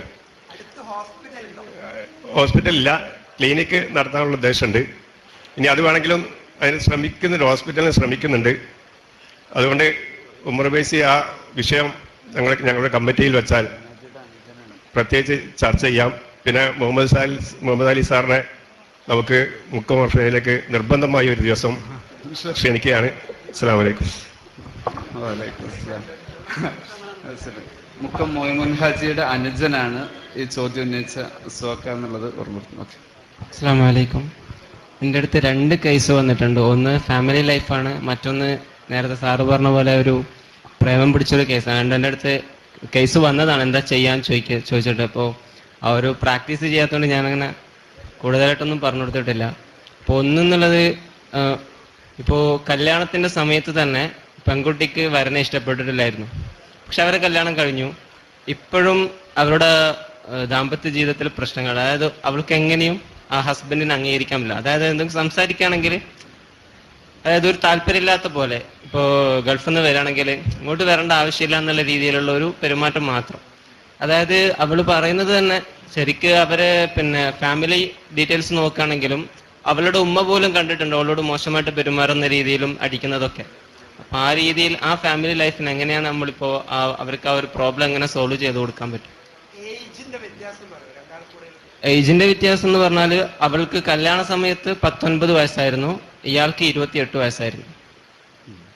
പക്ഷെ ആ കല്യാണ സമയത്ത് ഒരു പ്രശ്നം എന്നുള്ളത് വരന് നല്ല തടിയുണ്ടായിരുന്നു, ഇവൾ സ്കെൽട്ടായിട്ടായിരുന്നു. ഇതൊരു പ്രോബ്ലം ആയിട്ടാണ് ആ സമയത്ത് ഇഷ്ടപ്പെടാത്തൊരു കാരണം തന്നെ അതായിരുന്നു. പക്ഷെ എന്നിട്ടും പാരൻസ് കല്യാണം കഴിപ്പിച്ചു. പക്ഷെ ഇപ്പോഴും കുട്ടികളൊന്നുമില്ല. പിന്നെ അപ്പൊ ആ ഒരു അവർക്ക് എന്തായാലും കല്യാണം കഴിഞ്ഞ സ്ഥിതിക്ക് ആ ദാമ്പത്യ ജീവിതം എങ്ങനെയാണ് നല്ല രീതിയിൽ ആക്കി കൊടുക്കാൻ പറ്റുക എന്നുള്ളൊരു ഇത്. പിന്നെ നേരത്തെ പറഞ്ഞ ഇതുപോലെ ഒരു പ്രേമത്തിന്റെ ഇപ്പോൾ രാത്രി മൊബൈൽ യൂസ് ചെയ്യുന്ന പിടിച്ചു. അപ്പൊ ആ സമയത്ത് നല്ല രീതിയിൽ തന്നെ അവർ സംസാരിച്ചിട്ട് കുഴപ്പമില്ലാത്ത രീതിയിൽ വെച്ചിട്ടുണ്ട്. പക്ഷെ ഇനിയുള്ള ഒരു ഇന്റർവെൻഷൻ എന്താണ് നമ്മളിപ്പോൾ ചെയ്യുക? അപ്പോൾ മൊബൈൽ വാങ്ങി വെച്ചു. അപ്പോൾ അത് അടുത്തുള്ള സ്റ്റെപ്പ് എന്താണ്? മൊബൈൽ പിടിച്ചിട്ടുണ്ട്, പക്ഷെ കയർത്തിട്ടൊന്നും സംസാരിച്ചിട്ടില്ല. കാര്യങ്ങൾ പറഞ്ഞു കുറെയൊക്കെ ബോധ്യപ്പെടുത്താൻ സാധിച്ചിട്ടുണ്ട്. പക്ഷെ അടുത്ത സ്റ്റെപ്പ് എന്താണ് നമ്മൾ ചെയ്യുക എന്നുള്ളതാണ്. അതിൻ്റെ ഉത്തരം പറയുന്നതിനിടയിൽ ഇത് നമ്മുടെ ഈ പ്രദേശത്തെ ഈ സെഷനിൽ പങ്കെടുത്തുകൊണ്ടിരിക്കുന്നവർക്കുള്ള ഒരു അവസരമാണ് എന്നുകൂടി ഓർമ്മപ്പെടുത്തുകയാണ്. ബാഡ്ജിലുള്ള ആളുകളുടെ ചോദ്യം ഇങ്ങനെ വരുന്നത് കണ്ടപ്പോൾ ഒന്ന് ഓർമ്മപ്പെടുത്തിയതാണ്. നല്ലതാ. പക്ഷെ ആർപിമാരുടെ ചോദ്യത്തിന് പിന്നെയും ചാൻസ് ഉണ്ടല്ലോ എന്നാണ് പറഞ്ഞത് കേട്ടോ. പോസിറ്റീവായിട്ട് പറഞ്ഞതാണ്. ബാഡ്ജ് ധരിച്ചാൽ ചോദിക്കാൻ പാടില്ല എന്ന് അർത്ഥമില്ല. കാര്യം ഇതാണ്. ഒന്നാമത്തത് 2 ചോദ്യങ്ങളാണ് ചോദിച്ചത്. ഒന്നാമത്തതില് എൻ്റെ മുന്നിലൊക്കെ ധാരാളമായിട്ട് വന്നിട്ടുള്ള കേസാണ് ഈ 28-11 തടി കൂടുതൽ കുറഞ്ഞത്. ഇതിലെല്ലാം നമുക്ക് ചിലപ്പോൾ ഇത് രക്ഷിതാക്കളുടെ ഒക്കെ പ്രശ്നമുണ്ട്. ഇവർക്ക് ഇഷ്ടമല്ലാത്ത വിവാഹബന്ധം അവർ പൊലിപ്പിച്ചുണ്ടാക്കിയിട്ടൊക്കെ ഏൽപ്പിക്കുമ്പോൾ ഉണ്ടാകുന്ന കുറേ പ്രശ്നങ്ങൾ തന്നെയാണ്. അത് വേറെ വിഷയം. പിന്നെ ഏതായാലും ഒരു കല്യാണം കഴിഞ്ഞല്ലോ. അപ്പോൾ അതുകൊണ്ട് നിങ്ങൾക്ക് ചെയ്യാവുന്ന ഒരു കാര്യം എന്താണെന്ന് പറഞ്ഞാൽ കോൺസെപ്ച്വൽ ചേഞ്ച്, പെർസെപ്ഷണൽ ചേഞ്ച് എന്ന നിലക്ക് കുട്ടിയുടെ മനസ്സിൽ ഈ പുതിയാപ്പള എന്ന് പറയുന്നതിനെ കുറിച്ച്, വിവാഹ ജീവിതത്തെക്കുറിച്ച്, ശാരീരിക ബന്ധത്തെക്കുറിച്ചുള്ള ഒരുപാട് തെറ്റിദ്ധാരണകൾ ഉണ്ടാവും. ഓക്കെ, അതിൻ്റെ പേരിലാണ് ഈ ഇഷ്ടക്കേട് വന്നത്. ഞാൻ ഈ കഷണ്ടിക്കാരനായ പുതിയാപ്പള ഇഷ്ടമല്ല എന്ന് പറഞ്ഞിട്ടൊരു പെണ്ണെടുത്ത് വന്നിരുന്നു. അവർ വളരെ നന്നായിട്ട് പോയിട്ടുണ്ട്. അപ്പം അതിൻ്റെ ചിത്രം മാറ്റി കൊടുക്കുക. അതിന് ധാരാളം തെറപ്പികളൊക്കെ ഉണ്ട്. ഈ ആണും എന്ത് കണ്ടുണ്ടാവുമോ, ഈ പെണ്ണിൻ്റെ ഈ സ്വഭാവമെല്ലാം കണ്ടപ്പോൾ ആണും എന്നാൽ പിന്നെ അങ്ങ് പോട്ടെ എന്നുള്ളൊരു നിലക്കുള്ള ഒരു അകലം അയാളും പാലിച്ചിട്ടുണ്ടാവും. അപ്പം പെണ്ണിൻ്റെ മനസ്സിലുള്ള പെർസെപ്ഷൻ ചിത്രങ്ങൾ മാറ്റി കൊടുക്കുകയും ആണിൻ്റെ ഇടപെടൽ കുറച്ചുകൂടി ഊഷ്മളമാക്കി കൊടുക്കുകയും ചെയ്യുന്ന, പിന്നെ ഏജിലുള്ള വ്യത്യാസം ചിലപ്പോൾ അവരുടെ മനസ്സിൽ ഇത്രയും വലിയ ഏജ് ഉണ്ടാകുമ്പോൾ വലിയ പ്രശ്നമാണെന്നുള്ളൊരു ചിന്തയുണ്ടെങ്കിൽ അതിനെയും കൂടി ചെറുതാക്കി കൊടുക്കുന്ന 1 or 2 ഇടപെടലുകൾ നിങ്ങളുടെ ഭാഗത്ത് നിന്ന് ഉണ്ടായിക്കഴിഞ്ഞാൽ അത് വിജയിക്കും. ഇനി പ്രേമത്തിൻ്റെ കാര്യത്തിൽ മൊബൈൽ വാങ്ങിക്കഴിഞ്ഞാൽ നിങ്ങൾ ചിന്തിക്കണം, ഇത് ഞങ്ങൾ നല്ലോണം അറിയുന്നതാണ്, നീട്ടി പറയാൻ സമയമില്ല. സ്കൂളിൻ്റെ മുന്നിലെ കടക്കാരനോട് പോയിട്ട് കുട്ടി പറഞ്ഞു, ഇക്ക 1 ഫോൺ തരുമോ, പൈസ എടുക്കാൻ മറന്നുപോയി, ഇന്ന് പൈസ കൊടുത്തില്ലെങ്കിൽ ടോറിന് പോകില്ല, എൻ്റെ ഉമ്മാനെ ഒന്ന് വിളിച്ചു പറയാനാന്ന് പറഞ്ഞു. പാവം പീഡിയക്കാരൻ എല്ലാ ദിവസവും പെന്നും പെൻസിലും വാങ്ങാൻ വരുന്ന മോളല്ലേ, ഫോൺ എടുത്തിട്ട് കൊടുത്തു. വിളിച്ചത് ആരെയാ? ഇങ്ങനെ 4 പീടികയിൽ പോയിട്ട് കുട്ടി ഇടക്കിടക്ക് ഉച്ചക്ക് പോയിട്ട് പരിപാടികൾ വൃത്തിയായതാണ്. കുട്ടിക്ക് ഇത് ഇഷ്ടമാണെങ്കിൽ അതിസമർത്ഥമായി കുട്ടി ചെയ്യും. മൊബൈൽ വാങ്ങിക്കൊടുത്തു എന്നത് കൊണ്ട് മാത്രം ഇത് അവസാനിപ്പിക്കാൻ പറ്റില്ല. വാങ്ങി വെച്ചത് കൊണ്ട് മാത്രം കാര്യമില്ല. കുട്ടിനെ നിങ്ങളൊന്ന് ആദ്യം നടക്കേണ്ട ഒരു കാര്യം, കുട്ടിൻ്റെ ഇമോഷൻ ഒന്നുകിൽ ദേഷ്യമാകും, അല്ലെങ്കിൽ സങ്കടമോ കുറ്റബോധമാകും. അതിനെ നിങ്ങളൊന്ന് കരയിച്ചിട്ടോ ആ ദേഷ്യത്തിനെ എടുത്ത് കളഞ്ഞിട്ടോ മനസ്സിനെ ഫ്രീ ആക്കണം. മനസ്സിനെ ഫ്രീ ആക്കിയാൽ മറ്റേ ആണിനെ കിട്ടൂലല്ലോ, നിങ്ങൾക്ക് കിട്ടൂലല്ലോ, ഇല്ല. മനസ്സിനെ ഫ്രീ ആക്കിയാൽ ഉമ്മാനെയോ വാപ്പാനെയോ ഇടപെടിക്കണം. എന്നിട്ട് കുട്ടി ഈ വിഷയത്തിൽ ഉറപ്പ് വാങ്ങണം. പലപ്പോഴും കൗമാക്കാരുടെ ഉറപ്പ് എന്ന് പറഞ്ഞാൽ ഒരു വെള്ളത്തിൽ എഴുതിയ പോലുള്ള ഉറപ്പാ. സാറേ ഞാൻ സിമ്മ് മാറ്റും, ആ വഴിക്കേ നടന്നു പോകില്ല, അങ്ങോട്ടൊന്നും പോകില്ല എന്ന് പറഞ്ഞാൽ 2 ആഴ്ച കഴിഞ്ഞാലുണ്ടാവും ക്യാൻസർ പോലെ. ഞാനൊരു കുട്ടിയെ, മേലെ നിൽക്കുന്ന +2 കുട്ടി, താഴെയിലെ 9ാം ക്ലാസ്സിലെ കുട്ടി, 2 മതത്തിലുള്ള കുട്ടി കൗൺസിലിംഗ് ചെയ്തു. 2 ആഴ്ച കഴിഞ്ഞപ്പോൾ വേറൊരാളെ ഈ ആൺ ചെറുക്കൻ താഴേക്ക് ദൂതനായിട്ട് അയച്ചിട്ട് പറഞ്ഞു, സാറിന്റെ മുമ്പിൽ നീ പറഞ്ഞതോ ശരി തന്നെയാണോ എന്നൊരു ഉറപ്പ് കിട്ടണോ, എനിക്ക് +1 വേറൊരു കുട്ടിനെ നോക്കാനാണ്. കണ്ടോ, ഇത് ക്യാൻസർ പോലെ ഇങ്ങനെ മുളച്ചു വരും ഇത്. അതുകൊണ്ട് നിങ്ങൾ തീരുമാനം എടുപ്പിച്ചിട്ട് അത് എഴുതിപ്പിക്കണം. വേറൊരു ടെക്നിക്ക് കൂടി ഞാൻ പറഞ്ഞുതരാം. ഉമ്മാനെയും വാപ്പാന്റെയും സാന്നിധ്യത്തിൽ നിന്ന് നിങ്ങൾ ആ പയ്യനെ ഫോൺ വിളിക്കണം. ഞാൻ അങ്ങനെ കണ്ണൂരുള്ളൊരു ഹിന്ദു കുട്ടിയെ കൗൺസിലിംഗ് ചെയ്ത് ശരിയാക്കി. മുസ്ലിം കുട്ടി അല്ല, അപ്പുറത്ത് മുസ്ലിം കുട്ടിയാണ്, ആൺ ചെറുക്കൻ, ഹൈന്ദവ സഹോദരിയാണ് പ്രേമത്തിന് വശത്തിൽപ്പെട്ടത്. അങ്ങനെ എന്ന് വിചാരിച്ചിട്ട് നിങ്ങൾ വിചാരിക്കും നിങ്ങൾ പത്രത്തിലും മീഡിയകളൊക്കെ പൊലിപ്പിച്ച് പറയുന്ന പോലെ ലവ് ജിഹാദൊന്നുമല്ല, ഒരു പ്രൊഫഷണൽ ലവ് ആണ്. അങ്ങനെ അത് കഴിഞ്ഞിട്ട് ഇവരെ ഞാൻ അവസാനത്തെ ഘട്ടത്തിൽ ഈ പയ്യനെ വിളിക്കുകയാണ്. എന്തിനാ? കൗൺസിലറാണ് വിളിക്കുന്നത്. ഫോൺ കട്ട് ചെയ്തെന്ന് ആദ്യം പറയണം, അല്ലെങ്കിലും കട്ട് ചെയ്യും. ഫോൺ കട്ട് ചെയ്തെന്ന് പറഞ്ഞിട്ട്, ഇന്ന ഒരു കുട്ടിയുമായി നിനക്കുള്ള ഒരു ബന്ധം ആ കുട്ടിക്ക് അത് ഇഷ്ടമല്ല, ഉമ്മാൻ്റെ പാപ്പാനെ കുട്ടി സമ്മതിച്ചിട്ടുണ്ട്, കുട്ടിൻ്റെ കയ്യിൽ ഞാൻ ഫോൺ കൊടുക്കുകയാണെന്ന് പറയും. കുട്ടി എഴുതിയ ഒരു സെന്റൻസ് വായിക്കും, ഞാനാണ് തുടങ്ങിയതുകൊണ്ട് ഞാൻ അവസാനിക്കുകയാണ് എന്ന് പറഞ്ഞിട്ടൊരു മൊബൈലും നിലത്തിട്ടൊരു കരച്ചിലുണ്ടാവും. ആ കരയുമ്പോൾ ഉമ്മയും വാപ്പയും കൂടി കുഞ്ഞിനെ ആലിംഗനം ചെയ്തിട്ടുള്ളൊരു മോചനമുണ്ട് എന്നാ നന്നാവും. അതുമുതൽ ഉമ്മാന്റെ സമീപനമൊക്കെ നന്നായിരുന്നു. ഞാൻ അങ്ങനെ ഒരു കുട്ടിനെ വിളിച്ചപ്പോൾ ചെറുക്കളൊക്കെ കൂടി ഇരിക്കുന്നുണ്ട്. കാഞ്ഞങ്ങാടായിരുന്നു ആ കുട്ടി. കാഞ്ഞങ്ങാട് ഒരു വീട്ടിൽ, മരിച്ച വീട്ടിൽ യാസീനോത് ആ പയ്യൻ. എന്തൊരു നല്ല കുട്ടിയാ. അവനാണ് ഈ കുട്ടിയെ കണ്ണൂരിൽ വന്നിട്ട് ഇത് ചെയ്ത്. അപ്പൊ അതിന് ഈ ബന്ധമൊന്നുമില്ല, മതമൊന്നുമില്ല. അത് ആകാശത്തിലൂടെ തന്നെയാണ് കണികകൾ കമ്പിയില്ല കമ്പിയായിട്ട് ഇങ്ങനെ പരന്ന് നടക്കുകയാണ്. അതുകൊണ്ട് തീരുമാനം ഒരു പ്രാവശ്യം പറഞ്ഞുകൊണ്ടോ മൊബൈൽ വാങ്ങുകൊണ്ടോ ക്യാൻസറിന്റെ കോശങ്ങൾ നശിച്ചു പോകുന്നില്ല. നിങ്ങൾ പല നിലക്കുള്ള കീമോകൾ അപ്ലൈ ചെയ്തിട്ട് അയാളെ ജീവിതത്തിലേക്ക് തിരിച്ചു കൊണ്ടുവരുന്ന പ്രവർത്തനങ്ങൾ. അതിന് ഉമ്മാക്കും വാപ്പാക്കും വലിയ റോളുണ്ട്. അവർ കുട്ടിയെ വല്ലാണ്ട് ഇഷ്ടപ്പെടുന്നുള്ളൊരു തോന്നലിലേക്കൊക്കെ വന്നാൽ മാത്രമേ പ്രത്യേകിച്ച് പെൺകുട്ടിയെ മാറ്റാൻ പറ്റൂ. അസ്സലാമു അലൈക്കും. ഇത് ലാസ്റ്റ് ചോദ്യം അല്ലേ? എൻ്റെ മകന് 9 വയസ്സായ ഒരു ആൺകുട്ടിയാണ്. ഇത് എന്തെങ്കിലും ഒരു കാര്യം ശിക്ഷണം ആണെങ്കിൽ അധ്യാപകരാണെങ്കിലും ഇനി ഞാനാണെങ്കിലും വടിയെടുത്ത് കഴിഞ്ഞാൽ പിന്നെ അവിടെ നിൽക്കില്ല. ഭയങ്കര ഓട്ടാണ്. എത്ര 100 പേരുള്ള അകലെ പോയി നിൽക്കും. എത്ര വിളിച്ചാലും എത്തിയില്ല. അത് അധ്യാപകരുടെ അടുത്ത് നിന്ന് അങ്ങനെ തന്നെയാണ്, എൻ്റെ അടുത്ത് നിന്നാണ്. അധ്യാപകനാണോ? അല്ല, അധ്യാപനാണ്. പിന്നെ അതല്ലാതെ അവരുടെ അധ്യാപനല്ല മാത്രം. നല്ല പരിഹാരമാണോ? ഒറ്റവാക്കിൽ ഉത്തരം. നിങ്ങൾ വടിയെടുക്കാതിരിക്കുക. സിമ്പിൾ. രണ്ട് കാര്യങ്ങളെ ലോകത്ത് മനുഷ്യന് നന്നാക്കാനുള്ളൂ. ഒന്ന് ശിക്ഷ, രണ്ട് സമ്മാനം. റൈറ്റ്? ശിക്ഷ അടികൊണ്ട് കൊടുക്കുന്നത് ഉണ്ട്, ചിലപ്പോൾ കൊടുത്തുകൊണ്ടിരിക്കുന്ന കാര്യങ്ങളെ ഒഴിവാക്കുന്നതുണ്ട്. ഇന്ന് പൊരിച്ച മീൻ തരില്ല എന്ന് പറയാം, വിത്ഡ്രോ ചെയ്യുക, ഒഴിവാക്കിയിട്ടുള്ള ശിക്ഷയുണ്ട്. ഏറ്റവും നല്ലത് സമ്മാനം കൊടുക്കലാണ്. എന്തെങ്കിലുമൊക്കെ കൊടുത്താൽ, നീ അങ്ങനെ ചെയ്താൽ നിനക്കൊരു ഒരു മിഠായി കിട്ടും, അല്ലെങ്കിൽ ഒരു സ്റ്റാർ കിട്ടും, 5 സ്റ്റാർ ആയാൽ ഒരു മിഠായി ആവും എന്നൊക്കെ നിലക്കുള്ള ശിക്ഷണത്തിന് സമ്മാനങ്ങൾ കൊടുക്കുന്ന ഒരു രീതി കൊടുക്കുകയും അടിയെ നിങ്ങൾക്ക് കുറക്കുകയും ചെയ്തിട്ട് ഒരു തന്ത്രം നിങ്ങൾ ഉപയോഗിച്ച് നോക്കൂ. കേട്ടില്ല? അധ്യാപകരൊക്കെ അടിക്കുമ്പോൾ കുട്ടികൾ ഇങ്ങനെ നമ്പർ എഴുതി കാണിക്കും. സാറേ 1028 വിളിക്കണോന്ന് ചോദിക്കും. 1028 അല്ലേ നമ്പർ? എത്രയാണ്? ചൈൽഡ് ലൈനിന്റെ ഇതൊക്കെ തെറ്റിപ്പോ 1081. കാരണം കുട്ടികൾക്ക് അതറിയാം. അതുകൊണ്ട് പിന്നെ കുട്ടികളിതൊന്നും നിൽക്കൂല. അതുകൊണ്ട് അധ്യാപകർക്കൊക്കെ കൃത്യമായി ട്രെയിനിങ്ങുകൾ കിട്ടുന്നുണ്ട്. അടിയുടെ അപ്പുറത്ത് ഇൻവോൾവ്മെന്റ് കൊടുത്തിട്ടുള്ള ചില ഡെവലപ്മെന്റുകളും സ്ട്രോക്കുകൾ കൊടുത്തിട്ടുള്ള ഡെവലപ്മെന്റുകളും ഒക്കെയാണ് വേണ്ടത് എന്നതാണ്. അധ്യാപകൻ കുറച്ചൊന്ന് മാറട്ടെ, രക്ഷിതാവിന്റെ മനോഭാവം കൂടി മാറട്ടെ, നമ്മളെല്ലാവരും മാറട്ടെ. ഒരു കാര്യം തീർച്ചയാണ്, ഈ ചോദ്യങ്ങൾ ഇങ്ങനെ വളർന്ന് വളർന്ന് വളർന്ന് ബിരിയാണിന്റെ സ്മെല്ല് പോലും ഒന്നുമല്ലാതാവുന്നതിന്റെ, ബിരിയാണിയാണോ അറിയില്ല, എന്തായാലും ഒരു മണം പോലും ഒന്നുമല്ലാത്ത വിധത്തിൽ ഈ സദസ്സ് ഇങ്ങനെ നിൽക്കുന്നതിന്റെ അർത്ഥം എന്താന്ന് പറഞ്ഞാൽ ഈ ഒരു കോഴ്സിന് വലിയ പ്രസക്തി ഉണ്ട് എന്നുള്ളതാണ്. ഞാൻ അവസാനിപ്പിക്കുന്നു. അസ്സലാമു അലൈക്കും.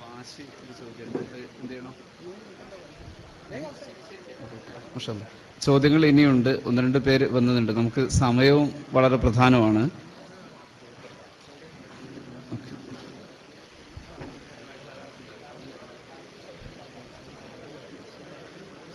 ഓക്കെ, ഈ സെഷനിൽ പങ്കെടുത്തതിലുള്ള സന്തോഷം അറിയിച്ച് ഒരു സഹോദരിയുടെ കത്തുണ്ട്. ഇത്തരം ശൈലി നമ്മൾ തുടരണമെന്നാണ്. S sir അവസാനിപ്പിച്ച പദമുണ്ട്, പ്രയോഗമുണ്ട്. നമ്മുടെ കോഴ്സിന്റെ പ്രാധാന്യമാണ് ഈ കത്ത് സൂചിപ്പിക്കുന്നത്. ഇവിടെ വെച്ച് തന്നെ അതിലുള്ള പ്രയോഗങ്ങൾ അപ്പടി ഞാൻ വായിക്കുന്നില്ല. അതുപോലെ ചോദിച്ച ചോദ്യങ്ങൾ പലതിനും ഒരുപോലെ ഒരേപോലെ തോന്നുന്നു എന്നുകൊണ്ട് അതിന് ആവർത്തിക്കുന്നില്ല. ഇനി ക്ലാസ് എന്ന് തുടങ്ങുന്നു എന്നൊരു ചോദ്യം എവിടെ വെച്ചാണ്? ജനുവരി മുതലാണ് മഹല്ലുകളിൽ മദ്രസ കേന്ദ്രീകരിച്ച് ക്ലാസ് തുടങ്ങുന്നത്. കൃത്യമായ ഉത്തരവാണ്. അതുവരെ ഇതിന്റെ പ്രചാരണമാണ്. നേരത്തെ ഫൈസൽ ഉസ്താദ് ജില്ലാതല ഉദ്ഘാടനങ്ങളുടെ ഇസ്ലാമിക് പാരന്റിംഗ് കോൺഫറൻസിന്റെ തീയതി പ്രഖ്യാപിച്ചു. അതോടുകൂടി ഡിസംബറിൽ നടക്കുന്നു. റബീഉൽ അവ്വലിന്റെ പ്രോഗ്രാം നടക്കുമ്പോൾ നമ്മൾ നമ്മുടെ മദ്രസയിൽ രക്ഷിതാക്കളുടെ മുന്നിൽ ഈ വിഷയം അവതരിപ്പിക്കുക എന്നത് കൂടിയാണ് ഇതിന്റെ ഒരു പ്രധാന ലക്ഷണം. ജനുവരി മുതലാണ് മദ്രസയിൽ ക്ലാസ് തുടങ്ങുക. വളരെ സന്തോഷമുണ്ട് ഇങ്ങനെ ഒരു മഹത്തായ ഒരു സംഗമത്തിൽ പങ്കെടുക്കാനും ഈ വിഷയാവതരണവും അനുബന്ധമായ നമ്മുടെ മനസ്സിലുണ്ടാകുന്ന പ്രശ്നങ്ങളുടെ സംശയങ്ങളും എല്ലാം തീർക്കാൻ പറ്റിയ നല്ലൊരു അവതരണവും അത് കേൾക്കാനുള്ള നമ്മുടെ മനസ്സിനെയും സന്തോഷത്തോടെ കണ്ടുകൊണ്ട് ഞാൻ അവസാനിപ്പിക്കുന്നു. അസ്സലാമു അലൈക്കും. അതിന് കൂടെ ഭക്ഷണം കഴിഞ്ഞതിന് ശേഷം നമ്മുടെ ട്രെയിനേഴ്സ് ഗ്രൂപ്പ് ആർപിമാര് ഇവിടെ ഇരിക്കുന്നു എന്ന കാര്യം ഒന്ന് ഓർമ്മപ്പെടുത്തുന്നു. എല്ലാവർക്കും ഭക്ഷണമുണ്ട്, അവിടെ തന്നെ ഇരിക്കണം. സഹോദരിമാര് പിരിഞ്ഞു പോയതിനു ശേഷം ഇവിടുന്നാണ് ഭക്ഷണം. അതുകൊണ്ട് പുറത്തു പോകണ്ട, ഒരു 5 മിനിറ്റ് അവിടെ ഇരുന്നാൽ മതി. സഹോദരിമാർ ഇപ്പോൾ അവിടെ നിന്ന് പിരിഞ്ഞു പോകും. നിങ്ങൾക്ക് അവിടെ ഭക്ഷണം എല്ലാവർക്കും ഏർപ്പാട് ചെയ്തിട്ടുണ്ട്.